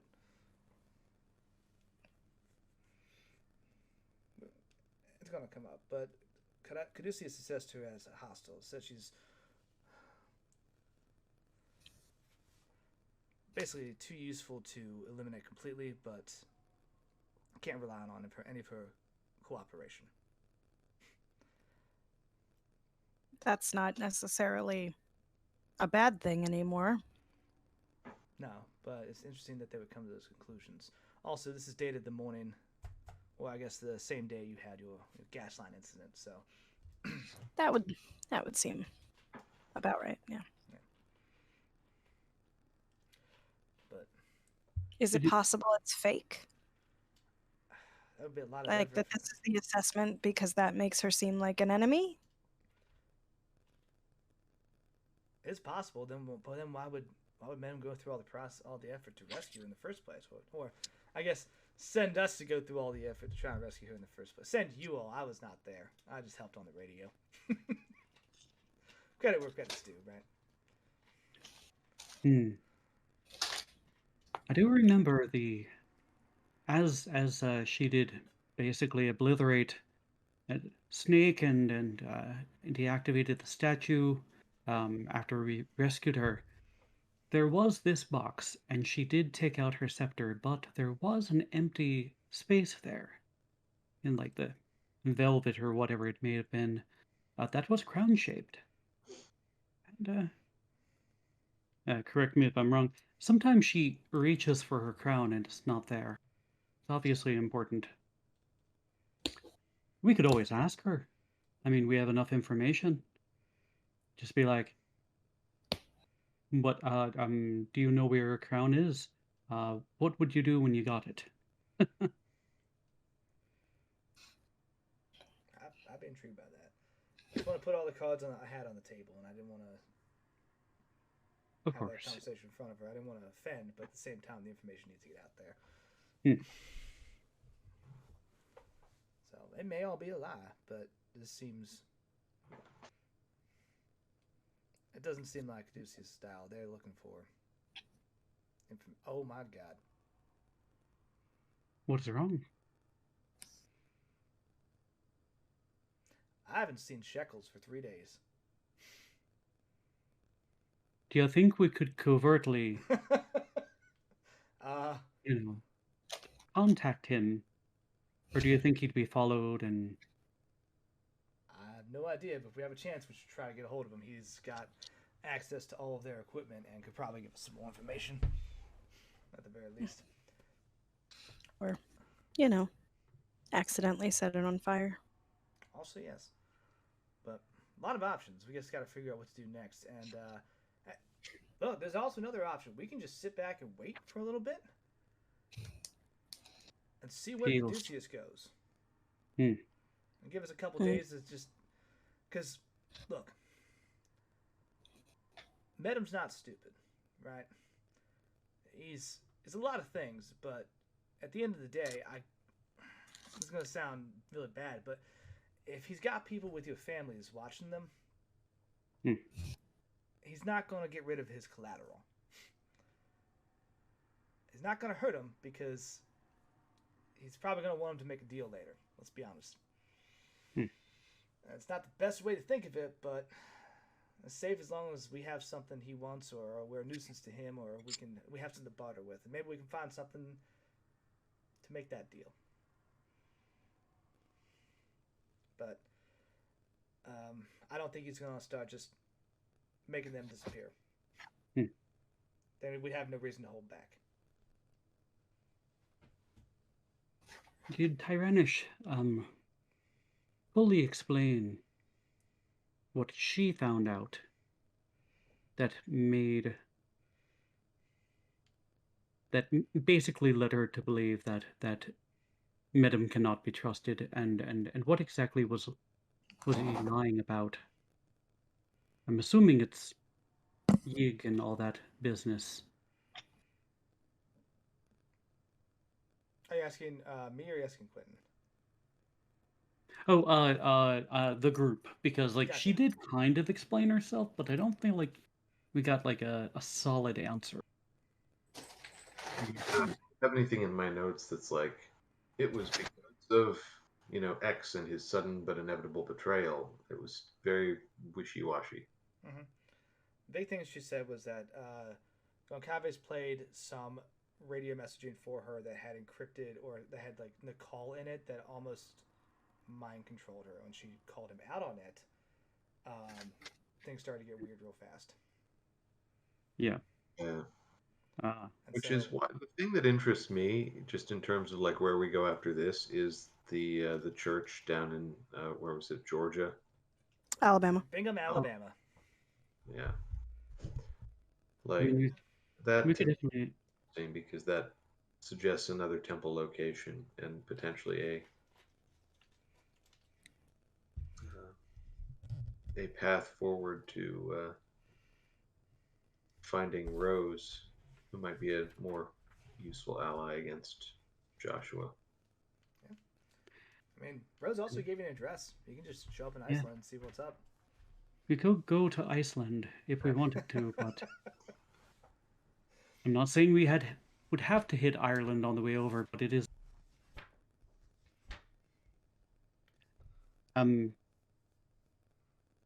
I'd say yes. Let's go to Alabama, perhaps. Perhaps that's the next place that we can go and suss out exactly what's going on there. Do we want to make any allies for? I mean, we can definitely use what I've saved up in order to finance what we can do, but it'd be nice if we had numbers on our side and more connections. And we do have the connections, why not use them? Agreed. And I do have, and he kind of pats this kind of wrapped up mirror. I was like, I do have an item that allows me to see into the future. If we make a choice, it'd be costly, have to probably rest afterward, but it would allow me to see where exactly it would lead us to. If we're on that direct course. I think that'd be incredibly helpful. If we and damaging to my mind, but yes, very helpful. Oh, okay. Look, you kind of buried the lead on that one. It's worth it though. If we simply make a choice, I can tell us if it's good or not.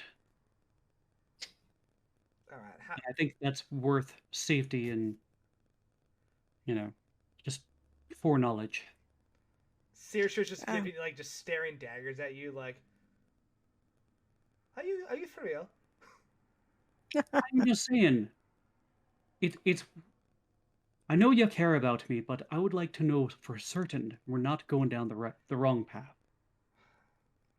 Or are you just angry with me for having another magical item? It's both. It can be both. It's both.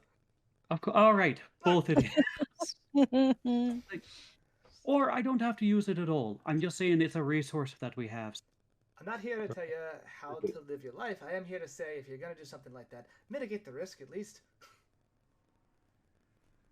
Understood. What do you feed that racehorse there, Cecil?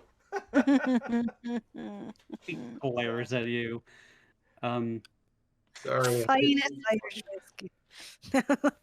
He puts the wrapped mirror away and like out of arm's reach, and he's like, "All right."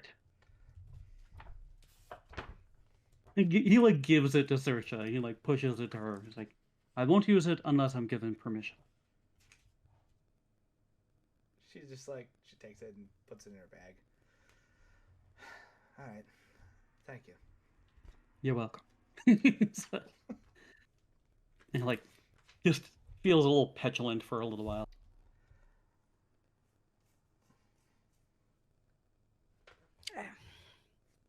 So, if we have an idea of what we want, could I use the insane direction to like get us started on where to go? Like, I will say the insane direction is for a physical location, right? yeah. So, So like it would help get us to Bingham, Alabama, but it's not going to help us find like, okay, like Yeah. find us the best ally. Damn. Yeah. Okay. So that would be more of a, I was hoping for like a Ouija board side to this, but okay. Unfortunately, not. It's more of a insane knowledge or whatever. Yeah. Oliver used. All right. So I guess what I will do is this, right? There's a lot of decisions that could be potentially made, and you are in a location you've taken the time to be safe, right? So it would be rude of me to kick in the door with more plot monstrosities since you are trying to rest and recover. So I'm not going to do that. Oh, Right. thank you. But we're at a good lull in the action, right? And so what I will suggest is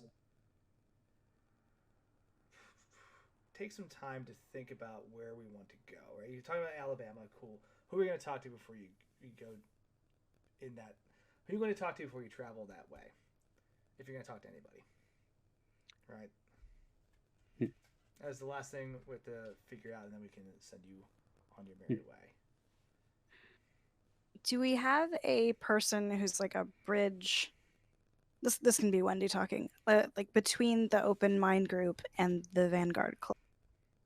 Sounds like Open Mind Group would be helpful for the powerful side of things, and Vanguard Group might be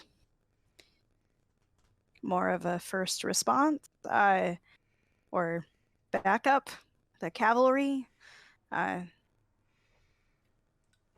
Spencer speaks up Yeah. and says, honestly, there are people who are members of both. I mean, I know plenty of people who are in the Open Mind Group. There are some people who I know in the Vanguard Club that can read, and therefore they decided to get involved with some books. Like it, there's plenty of crossover if that's what you're looking for. I know people on both ends. Do we have an individual though, someone trusted that, or at least known between both? Oliver was just part of Open Mind Group, right? I feel like you could have schmoozed your way into both. Right. Whenever given the opportunity to have an NPC or a PC that can do the thing, the PC can do the thing. Like Spencer can be your conduit. Oliver is definitely smart enough to have made connections in both. Okay. So. Okay. Spencer's like, I can do it if you want. Sorry, wrong voice. Yeah, I can do that if you want. I know Oliver also's been out to drink some dinner with people. We can both go do it.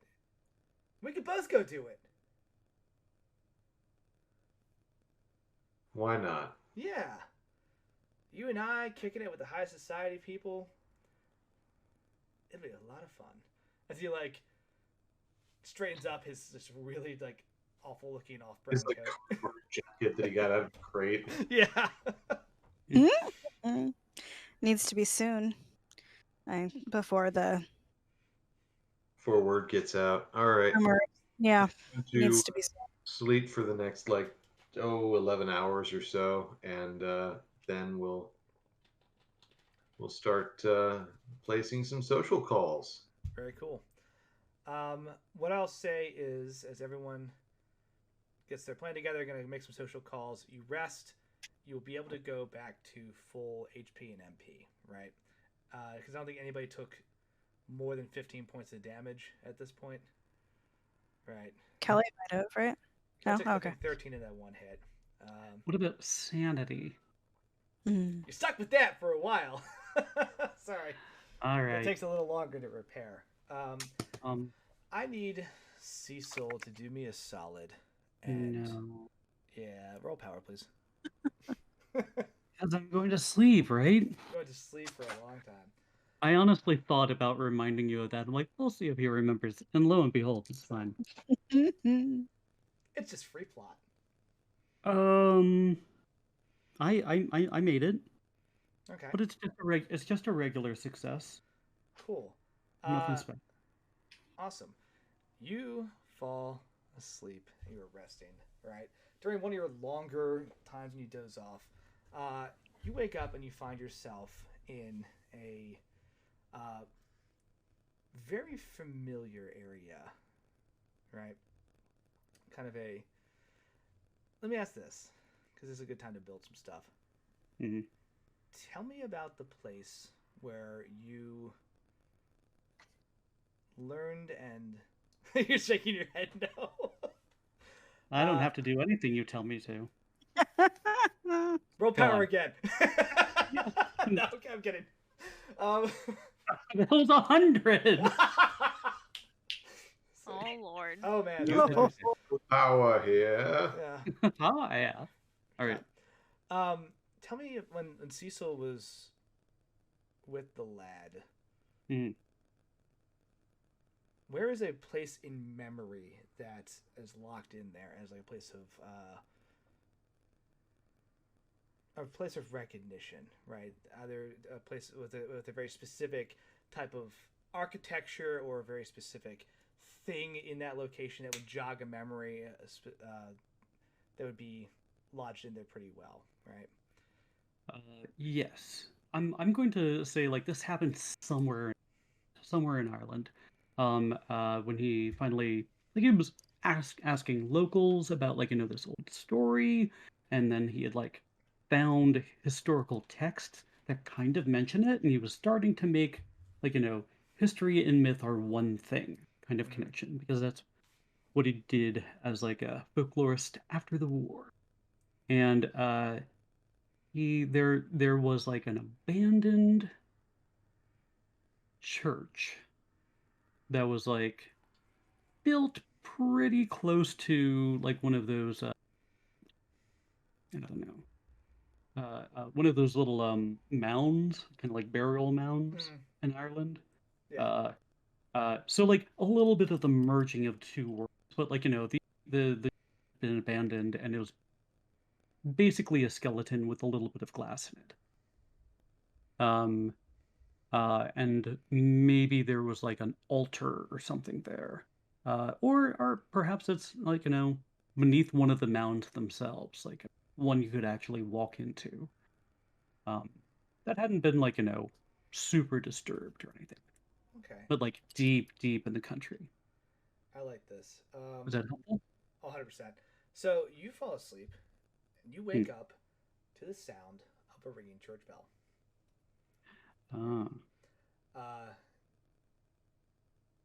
Ring kind of echoes throughout the area. You know full well this steeple hasn't had a bell in it for decades, probably.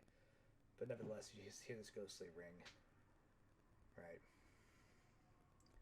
On the last chime,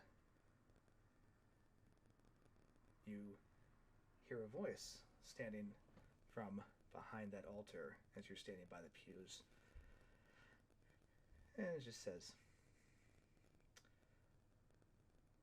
"Well, Cecil, I must honestly say it is good to see you." He sits upright and reaches around for a weapon. please. Let's be civil. And one of the things that is important to note in this situation is the fact that you reach for a weapon and you do feel like your rifle is with you, right? It means you have some control in this dreamscape, in this situation, right? You are not just subject to whatever thing he's pulled you into, right? And just standing there behind the altar, silhouetted, because he has placed in front of him a burning lantern that covers him in almost this weird darkness as all light is projected in other directions. You can see his eyes. You can feel them. He says, please, be civil. What do you want? I thought we put you away for a while after Bolivia.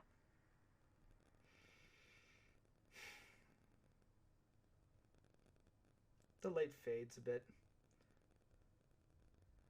You see more of a person standing behind that altar, still just covered in these odd shadows. Says, excuse me, I'll admit, that one messed me up. He like Cecil smiles maliciously.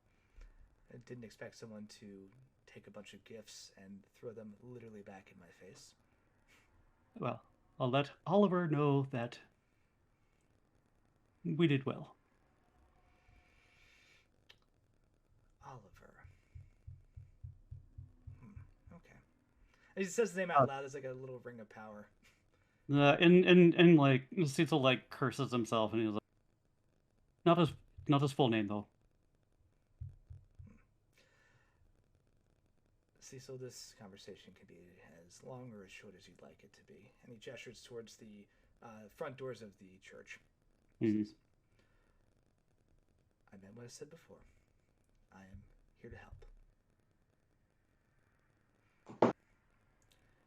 You're fighting a situation that I don't think you fully understand the magnitude of. And since we both live here in this wonderful world, our interests are aligned in keeping it spinning. You simply want more souls to get at and people to pull in and just burn them out from within. Of course you want to keep the world turning and more people in it.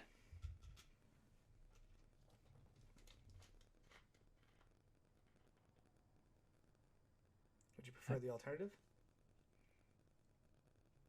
I know there's another way. There's a way away from you. And there's a way without using any of your power.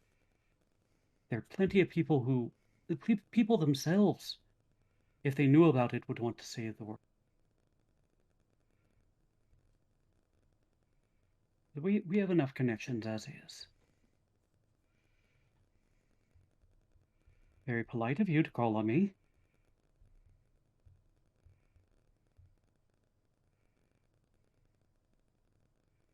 Like, you can kind of see him, like, give 1 inch. And he says, and what would you even have to offer anyway? What do you know about the situation that we don't already? Or that we can't find out on our own?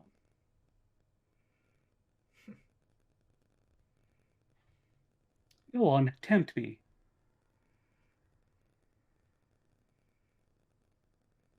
I know where the Citadel is.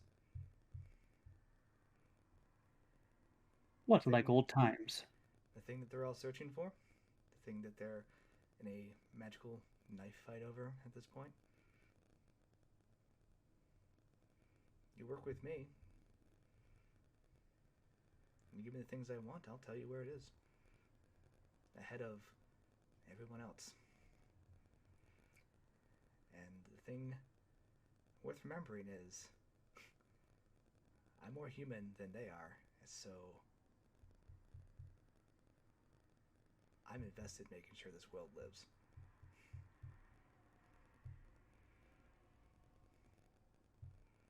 And what do you want? Like you said, souls. I am what I am. At least you're honest. Always have been. He like curtly bows and starts walking out the door. Says, just make sure your trust is well placed. Your new friend Tyrannish may not have the same goals as you. Of course, she wants to get her crown back. But I don't think she wants to destroy the world like the Inner Knight wants to. Crown for what? What? Crown for what? No one goes questing for a magical artifact like that without wanting it for a reason. Doesn't strike me as the type for aesthetics. Well, it's been lovely. A pleasure as always. And he like reaches, like tries to like to see if there. He tries to reach for a door, even though he knows like there is no door in this church. Mm-hmm. You reach for the end. If you want to leave, you can literally just push out the door and wake up. Great. That's exactly what he does. Yes. So you wake up with that interaction in mind, right? You succeeded on the power check, so you were able to kind of have a little control over when that conversation ended. Am I still in the same place? You are. Oh my god. So, because you succeeded on your power check. Yeah. But yeah, the lad has made that offer to you and told you that, well, you can trust him at least. He wants to keep the world spinning. I guess Cecil looks to see if anybody else is up. Anybody else up? No, you're alone with your thoughts at the moment. Cecil just lays and like. I was gonna say if he's like making noises with, but like if he got up with a kind of a thing, but yeah, definitely. Not. Kind of like seizing awake. And how's my blood, by the way? Better, honestly. Now that you slept, you feel that the poisonous effects have dissipated. He just sits there and like looks around and just like a bottle of wine and takes like a stiff kind of like sip, and just waits for other people to wake up. The last thing I'll leave you with at the end of this session is, as you crack open that bottle of wine and take a sip, it is such a concern of yours that the lad, the way he said, Oliver.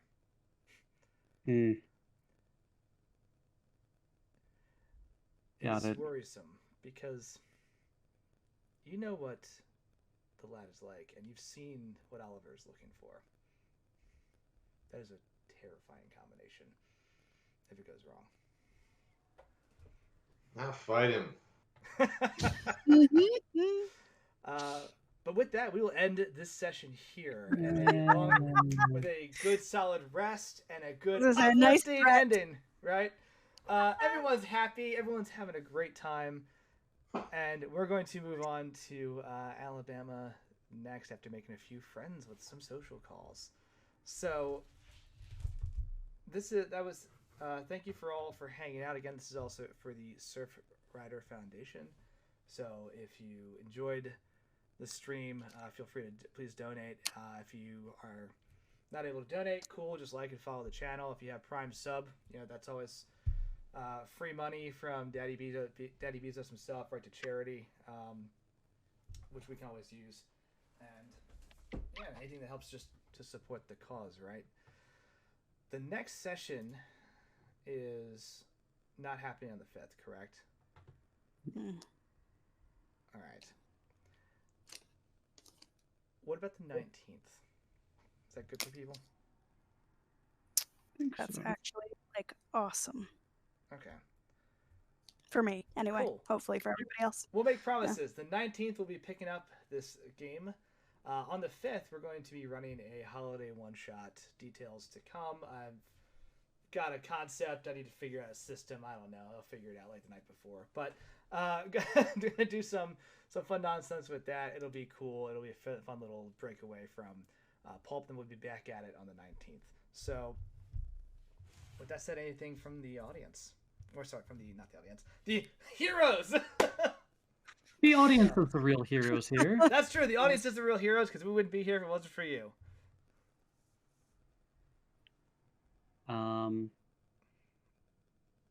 I hate the lad, and I think he might be correct. I think he might be our best shot. Hear me out. He might be our best shot at getting out of here, and just making sure we're safe and But the when he's world. not old enough to be a warlock, I don't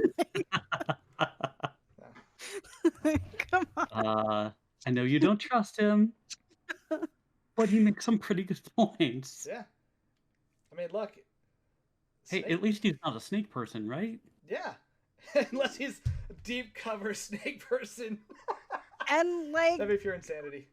also the possibility exists for us to be in league with some of snake people. We don't the options are open. Mhm. The wildest part is the way this story is written is you can literally just join any side. The question just becomes how many fucking problems you get depending on which side you join. Which is so good. It literally is just like, no, choose your own adventure, man. Like, you can hang out. Yeah, I appreciate that about this. Yeah. And like, there are no good guys. Everybody is some Mhm. kind of, horror from beyond the stars that wants to eat the world. So it's just pick your aesthetic. Yeah. Choose your own terrifying adventure. Oh Where's my the gosh. thing? Oh no, there we go. Nope. Somewhere in here. Damn it. I have a thing because Will made a good point as well. Hey, we're also doing community nights,